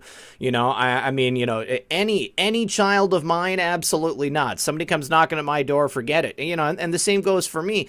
I mean, I am not okay with somebody giving me health care against my wishes, and it doesn't matter what type of health care it is. I agree, Red Pill. Thank you so much for your platform. Well, thank you very much for watching. You are amazing. I appreciate it more than you could possibly know, Carolyn. All right. Thanks again. You're welcome. Have a great night. Thank you. You too. Bye-bye. God bless. God bless you. All right, good stuff. Yeah, Reba, I don't think I know a single person who wouldn't feel the way that Carolyn and we feel. That is, it's a frightening proposition to imagine that you would have somebody coming to your door and forcing you to go ahead and to hey, Untitled 82.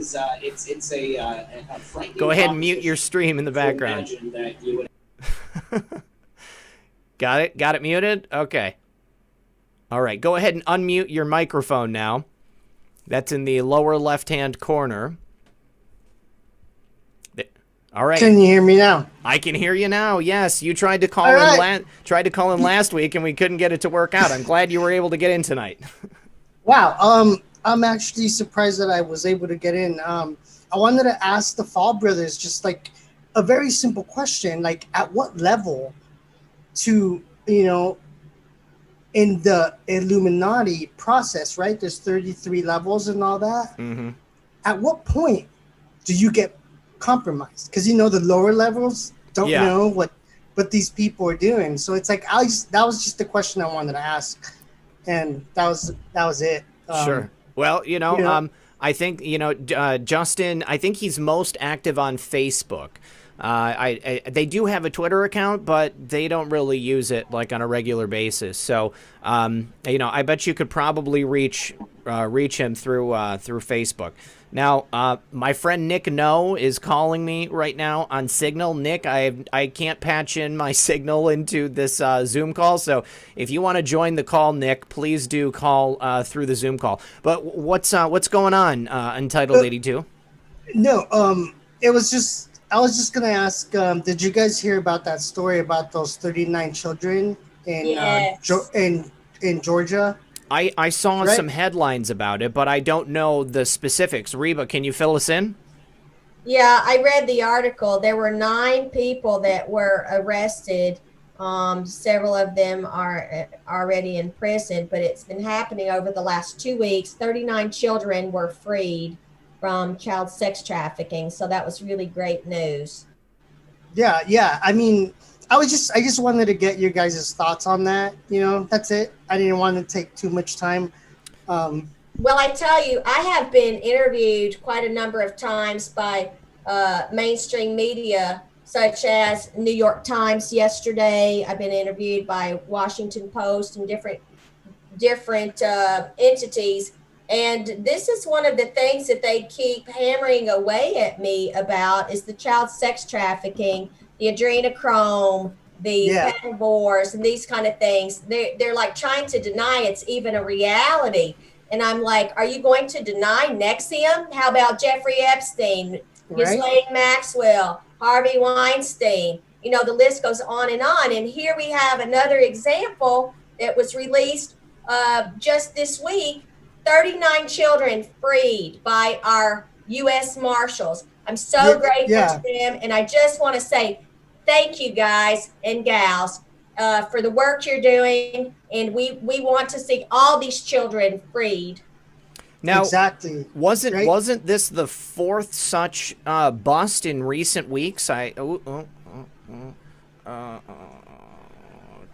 dang.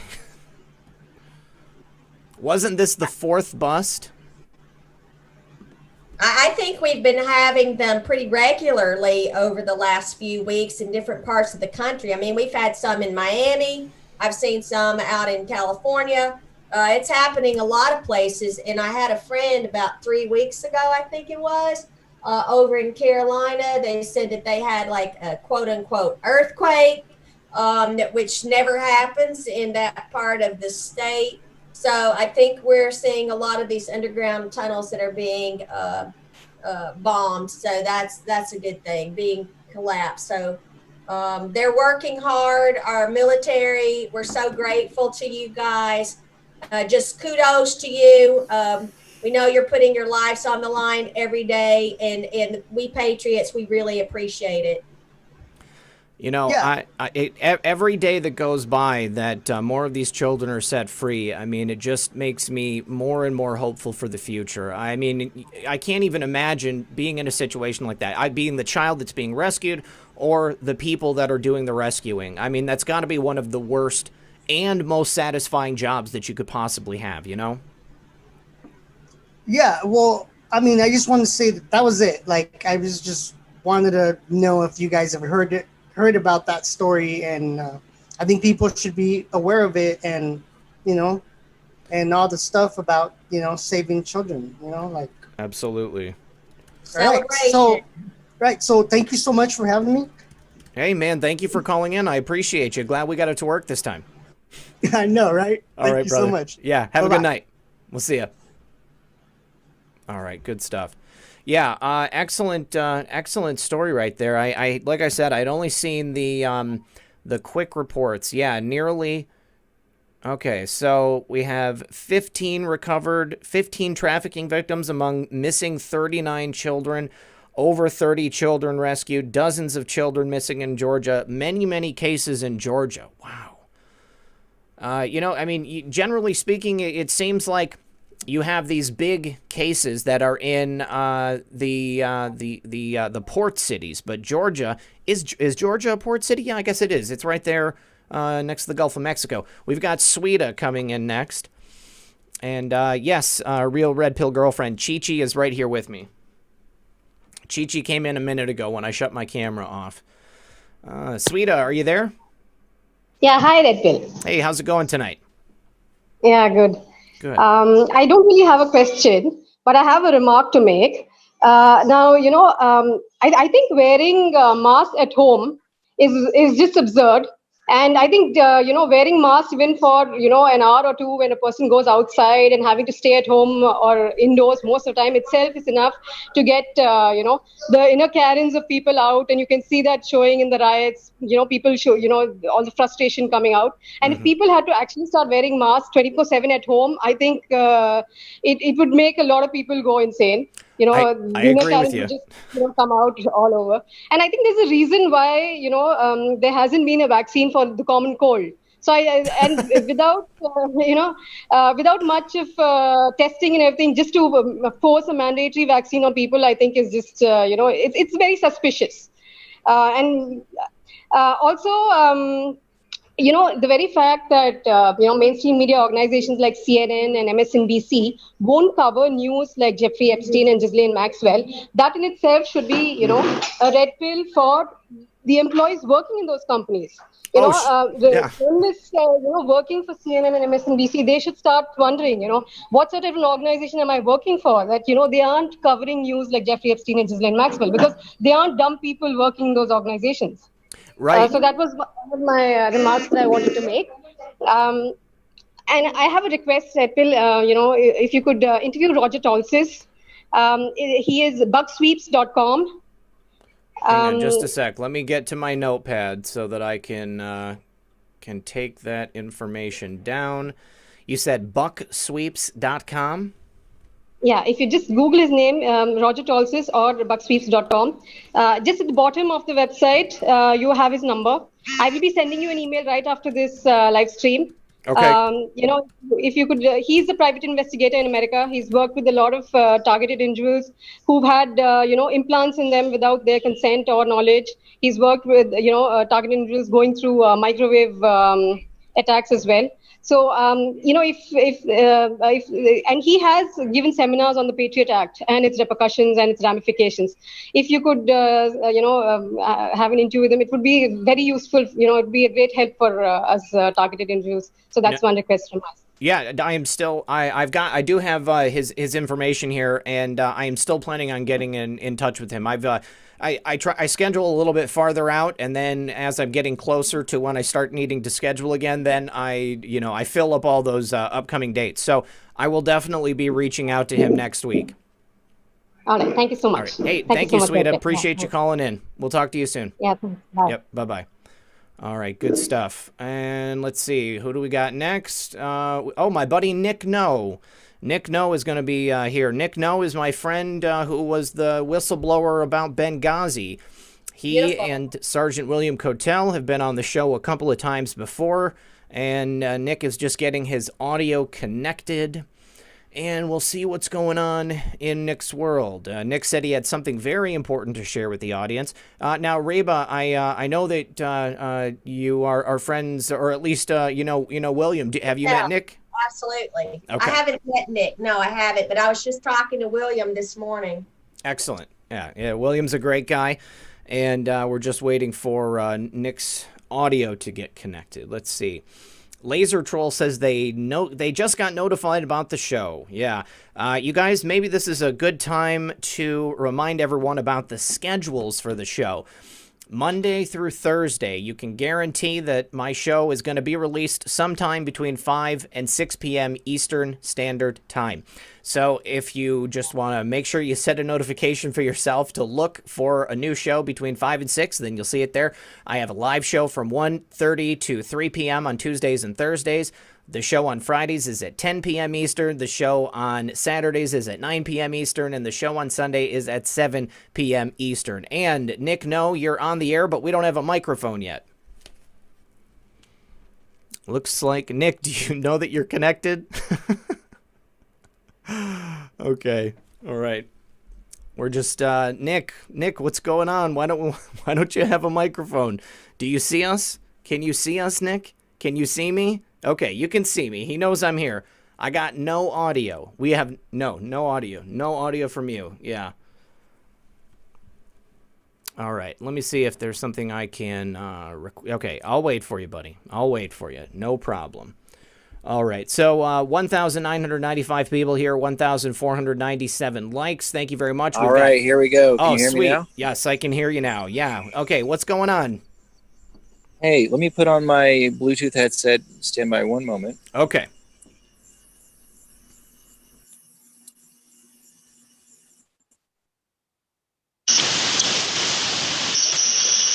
On Monday, it's gonna be a big day. We've got someone named Alan Parrott. He's got a film called Feathered Cocaine that's won a lot of awards, and he's held off on by suggestion with releasing it. And on Monday, it will be released. It's called Feathered Cocaine. It's won awards, and you can look it up. All you can see is a preview, and it was due to go on YouTube. There's been no release yet, but it's won a lot of awards only in that moment. Wait, Feathered Cocaine? Yeah, Feathered Cocaine. From 2010. That's right. It's never been released. It was just that one time at the film festival, and it was because of the impact that it would have at that moment. He was told to delay the film until later, and now is that time. Okay, not a wildlife documentary. It is a documentary about the international trade of falcons. After the trade of drugs, people, and weapons, smuggling falcons is ranked number 4 on the list of most profitable illegal trades. Most people are not aware that the effects of the falcon trade has exerted huge influence over thousands of years on politics, economy, and society all around the world. Feathered Cocaine reveals in an investigative way the context between the trade of falcons and historical events where royal dynasties, institutions like the Clowns in America and the KGB, the oil industry, and looks like Al-Qaeda were involved. Oh, that's pretty interesting, man. So, I mean, who would have thought that trading in birds would be, more profitable than some illicit drugs? Yes, it's very expensive. A lot of times that they'll be trading endangered species and things like that. There are, I won't go into full details about it because you'll see it in the film that's released on Monday. But in this time, you have to understand that these very wealthy people out in the Middle East, they all, instead of going to play cards and smoke cigars, they're all out doing falcon hunting. Mm-hmm. Okay? And in this person's experience, Alan, he's a wonderful person. He, he's has a nonprofit organization, and he's done a lot to try and stop the illegal trade of falcons. And in his time, he came across some people that were America's Most Wanted, and you'll find out about that on Monday. And in that time, so basically you had access to all the people that we wanted to find and get. And there was a time, and you named the clowns in America, where they were involved, and there was an opportunity for them to take care of people who were hard to find, but they would arrive at these Falcon camps. And you're going to find out pretty soon. This is one of two before the election you're going to find out about. Oh. And yeah, it's going to be nice. Very interesting. All right. There are going to be some people who you see pretty much every day on television and know about that will have no defense for what we have, and that's going to be released. Monday 1st is feathered cocaine. It's a predecessor. And then after that, there'll be another one called Acts of Treason, where we're going to provide audio of who's involved. We have copies of all of it. There's no refuting it. There's nowhere they can go. Bring that sauce. All right, dude. Well, listen, let's talk this weekend, because I definitely want to get more info on, can you tell people where they're going to be able to watch this on Monday? On Monday is the green light to the crew who actually filmed it. There's a lot of money spent in this. There's a lot of money invested because they had to travel to different locations all over the world for this, right?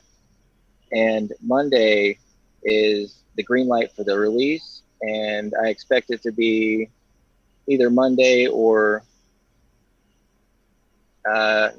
just after that, within a week, I'm assuming. On Amazon for sure is where they're going to try and release it, and other places. And worst case scenario, we will go through you guys. We're going to have, actually, you know what? I talked to Alan earlier, and Alan will go on your show to talk about it, and other places too. And that way we can give you a little bit of a preview of what's coming. Yeah, we'll set that up. Okay. Well, thanks for your call, Nick. I appreciate you, brother. I will be talking to you in short order. All right. All right, man. Have a good night, Zach. Yep. You Bye. too. Talk to you soon. Bye-bye. Very interesting. That is extremely interesting. I'm definitely looking forward to speaking with Alan. All right, we've got Brock next. We've only got 3 callers left, guys, so we're going to take all 3. Thank you very much for your patience, you guys. I appreciate it. Brock, are you there? I am, and I've gone ahead with the mute on that one. I got a couple of questions. The two of you and your guest have got patience, yin yang. 1 and the 2 are the same, if you will. I don't get it. It's two technical difficulties on both of your guys' ends. I mean, let's be real with all the stuff that's kind of come down. If the feathered cocaine kind of thing, I mean, everybody loves tits in terms of like birds and whatever. Sure. But yeah, if we're to talk about patience, I need to know just quick, what is your guys' secrets? It's not like one, a nice big bag that you guys have on storage or whatever, but no. 104% in terms of the actual vote that comes up, and she's being patient as to not going out there and going completely ballistic. You being going through everything you do go through on a daily basis. Let's be real. Yep. Somebody fill me in. I don't want to have to go just like find an excellent source of CBD or just straight THC, but come on. What are you doing? I've got my own approach to it. But Reba, what is your approach to taking the problems of life and just rolling with them? Well, I tell you, this is reminds me of the title of a book, Don't Sweat the Small Stuff.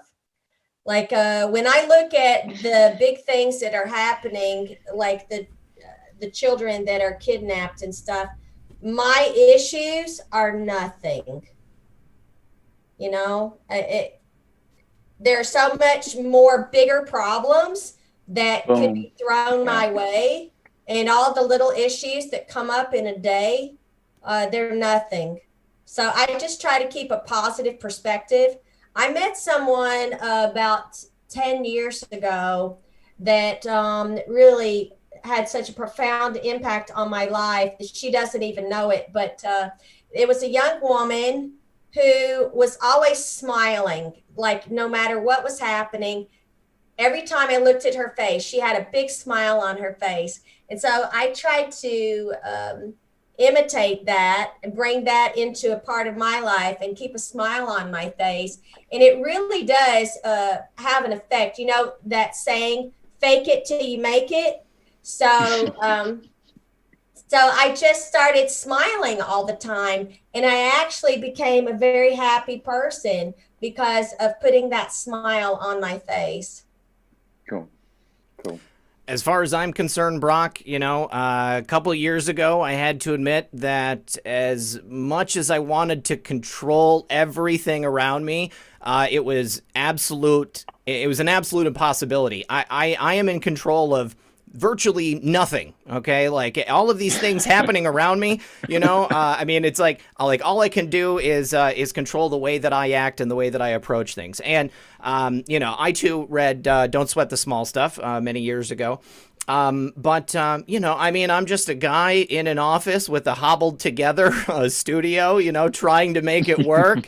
And, you know, it's live. And if I was to throw a temper tantrum, you know, that would be live on the air for everybody to see, you know, but, I mean, the fact is that I know that there's only so much that I can have influence over, and I just try to do the best job that I possibly can.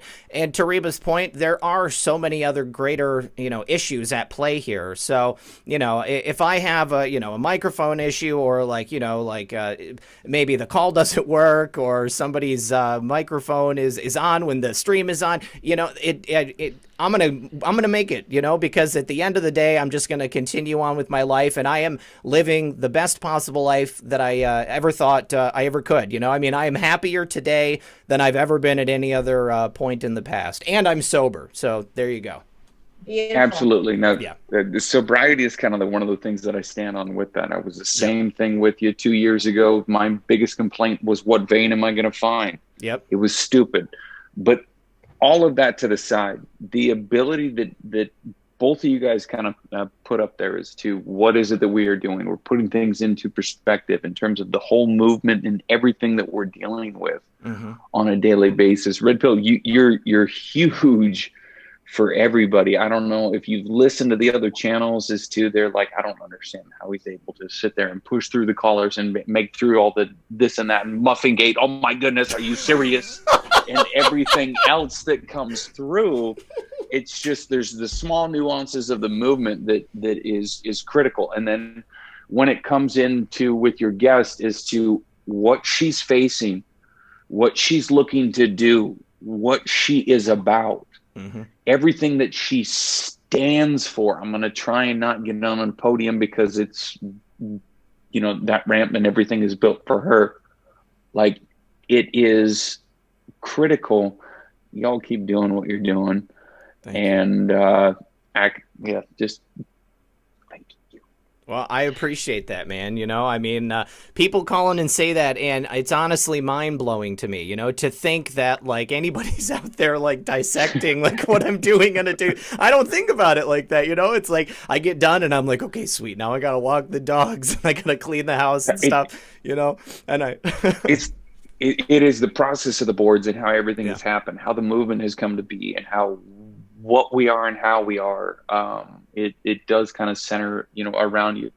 You know, Space Shot was maybe possibly first, but you were able to be that piece that brought it into the mainstream. And then RDoc just is like the technical library who is able to put it into the Dewey Decimal System. So, you know, it's just, it's interesting. And then, I mean, it goes often left, right, and we find those stragglers. So I don't know. Well, regardless, as long as you're not a Steinfart, we're cool. Not at all. And I am so honored to be here and to be taking part in what we're doing because, like I said, man, I couldn't be any place else in the world and be happier. Like, this is the most amazing thing that I could possibly be doing right now. And I'm honored to be here alongside you and everybody else. So I appreciate you, Brock. Yep. All right, brother. Thanks for calling. We'll talk to you soon. Absolutely. Bye. All right. Peace. Awesome. Okay, so we've got 2 more callers. Let's bring them in. Elsa's iPhone. You guys remember ElsaGate? That was another gate on YouTube, but I think that this is probably nothing to do with that. Elsa, you are on the air. How are you tonight? I'm doing fine. Excellent. Thank you. You're very welcome. What's on your mind? Well, I recently found a tweet that was kind of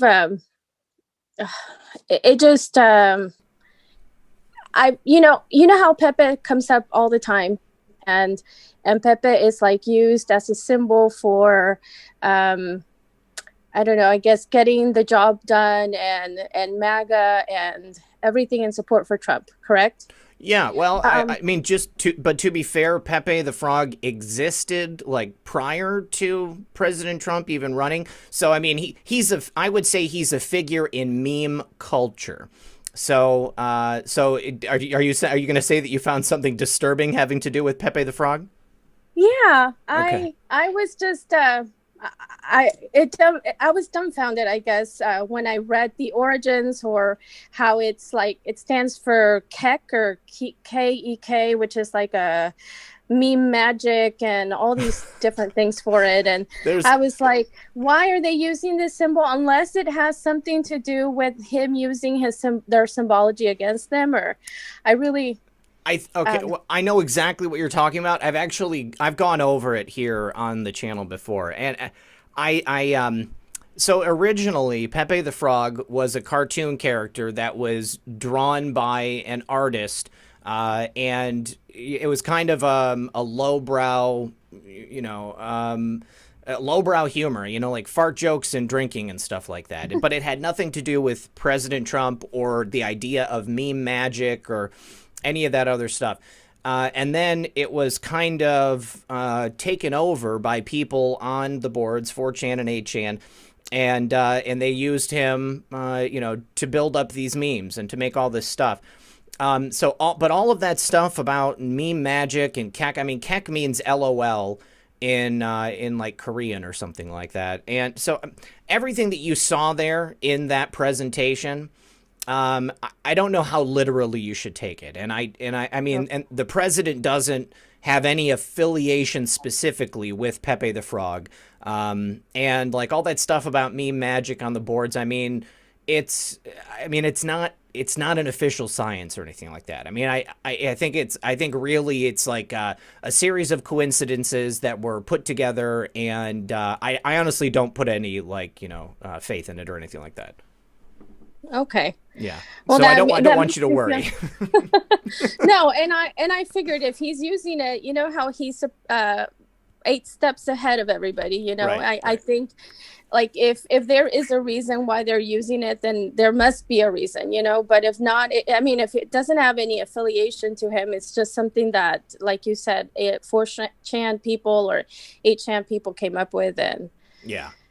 But it puts my mind at ease because I was getting tweets about it saying, how can you follow this? And you said, I had tweeted a picture about Melania's dress and how there's like all these symbolisms, either green means go or the green castle, and sure. And then the red shoes for against the pedophilia, and then just somebody put the meme of Pepe the Frog on her dress as well, and so there's all this different stuff on it, and then that's when people started talking about it, and so. But at least you put my mind at ease. Just don't worry about it. I mean, and to be honest, I mean, people are always looking to decode things. sometimes I think when there's nothing to decode, so, but people, confirmation bias, people will, they'll be looking for something, and so they will ascribe meaning to something where there is not necessarily meaning. So don't worry about it. I don't think it's anything you need to worry about. Thank you. You're very welcome. By the way, you're doing such a great job. You're my number one. You're the one I got red pilled with, actually. Thank you. I'm glad to help. And I was one of your very first followers. Okay. Way back when, and then of course with you and what is it called, interviewing your guests, then I became more aware of other people like yourself, and now I follow a lot of people like and we know, and good. Yeah, lots of them. So all right, well, I'm so glad. We're glad to have you. I appreciate you calling in. Thank you. All right, Elsa, have a great night. You too. Yep, bye-bye. God bless. God bless. All right, one more caller. And thank you, Reba, for doing the overtime. I appreciate it. Oh, you're welcome. Caller, you're on the air. Can we get your name? Hi. Hi. What's going on tonight? Well, I'm the first time caller, Red Tail. Oh. First of all, I want to say my handle is Seeker Peace Wolf, and I did the Patreon last week for you. Oh, thank you. And I also, you're welcome, and I also follow you on Parler as Pink Mermaid and Real Red Pill Girlfriend. Oh, great. So, but anyway, I have just a comment for your guest. I have also been doing research on the vaccines because I am totally against vaccines, period, end of story. I know for a fact that it gave me breast cancer not once, but 3 times. Oh, man. But I digress. For your guest, the research that I've been seeing is that the vaccinations, mandatory vaccinations that you're speaking of in Florida, that was by Moderna, and those vaccines are supposedly a clinical trial, and those people are being paid $1,000 to have that done, and they're requesting more volunteers, not just in Florida, but other states. What do you have to say to that? Well, I think those people are being taken advantage of because we've already been told, even by Bill Gates himself, that these things are giving extremely high doses in these vaccines. And they've already shown that they are causing all kinds of problems for these people, especially attacks on their nervous system. So, and I anticipate we will start to see some deaths from these things. Yeah. Well, I agree. I'm sorry. I agree with that. And like I said, I know just from getting the flu vaccine that I got breast cancer 3 times. Now, I have fact. I have proof for that. Medical records, a box full of them. But anyway, and another question for you, please, or a comment and question. You were speaking earlier about how, of course, the Democrats didn't support you and no Republicans came to back you up or anything during all this that you're having to endure. And I'm sorry for that. But you're pictured with President Trump. So that, to me, just shows that the most wonderful man that God has put on this earth to put us back to some civil sense, he supports you. And, for me, that's good enough. Can I ask you, are you against the Republican Party? And I don't mean like hate them or anything like that. But why did no one come to your aid in the Republican Party? And also this new party, if I'm understanding correct, again, I'm not new to the movement. I was red-pilled 2 years ago. And I was red-pilled through your show as well, Quarantine. And if it hadn't been for you, I swear, Red Pill, I think I would have committed suicide. So thank you, and God bless you. Oh, God bless you. I'm so glad that you're here with us. I love hearing that. And, obviously, I hate the idea that, people had to go through so much. But now that we're here, we're through the other side, we're here for each other. And thank you very much for letting me know that. Oh, you're so welcome. And you and Methods have just absolutely, even when they said quarantine, you have to stay this. My sister and I packed up our truck and we went to Georgia, the only governor it seemed like that had any sense in America. Mm-hmm. And we went to Tybee Island, Georgia, and we had absolutely the best time. I saw my biological sister that I hadn't seen in 20 years. So, you know, I'm going to look at this quarantine as, praise God, I got to see my baby sister. That's amazing. So I had to find some kind of light in all of this stuff that just seems like it's never ending nonsense. And it gets people so confused, so panicked, so left in fear, and so many questions. But again, for your guest, what I said about Trump supporting you, why did the Republicans not come to your aid and assist you and help you? And are you starting, am I understanding this correct, that you're starting a party of your own? Yes, a party that's actually committed to the people and representing the people and their needs. Because what has happened over the decades, both the Republican and the Democrat parties, they have been playing up to these corporations. For instance, like laws are written to the benefit of, say, insurance companies and not for the citizens. They're not protecting our rights. And there's many examples. The corruption is broad and deep, and we need to put the power back in the hands of the people. That's why I've named the party We the People Party, because our focus is on us and not them, not the establishment. So I think the corruption in these two major parties is so bad. I don't know that we can salvage anything. And so are you saying, are you coming out then and saying that you don't believe that President Trump is absolutely taking us in the right direction and ridding the corruption? Do you not see anything there? You see no progress with what Trump's done thus far with the party, Republican Party even?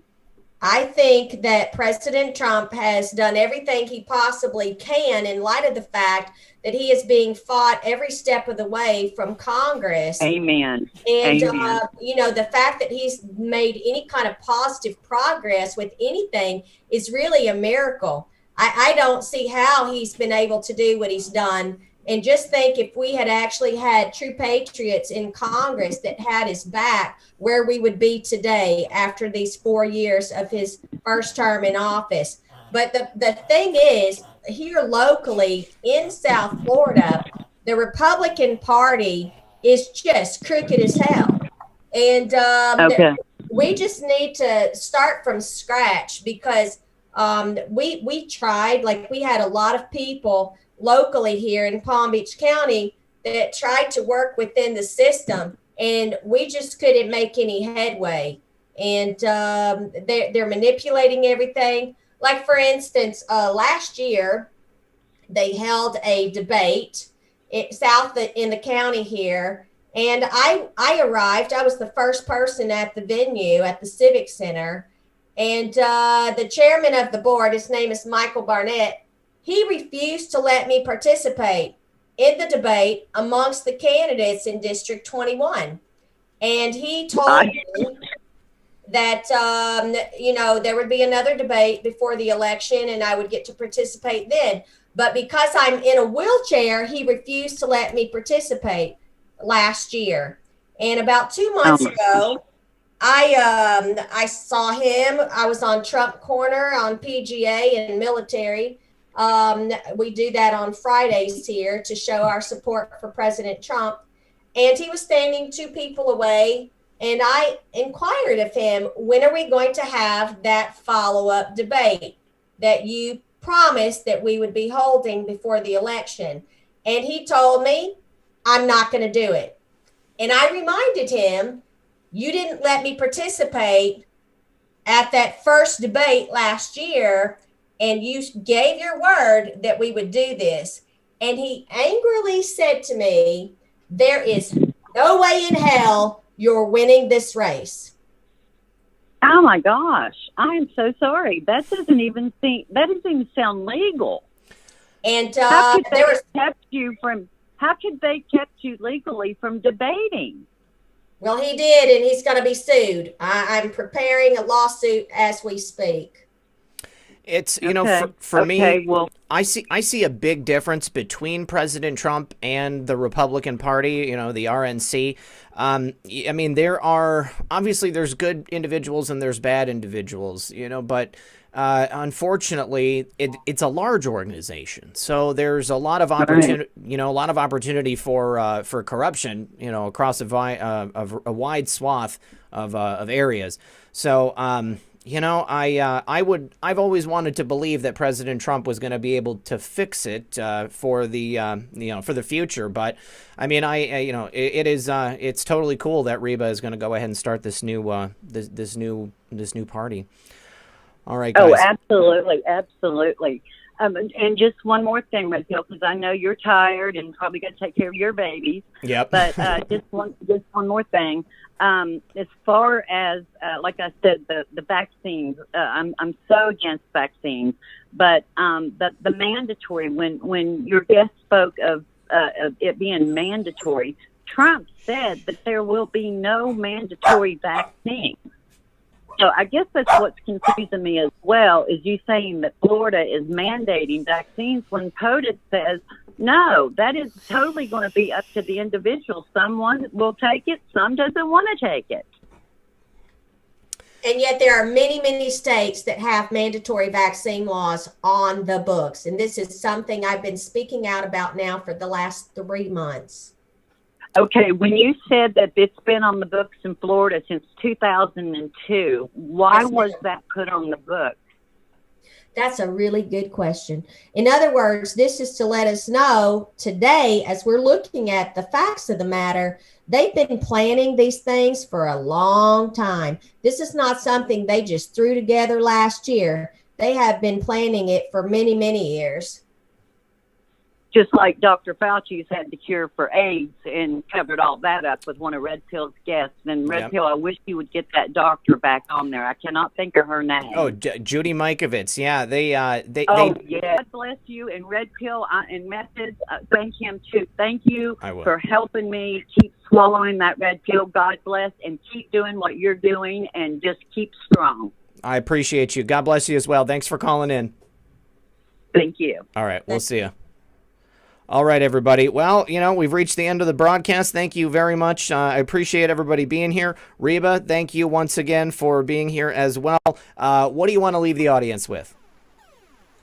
Well, you know, we have a lot of fights going on around the country, and this is really, truly a war that we are engaged in.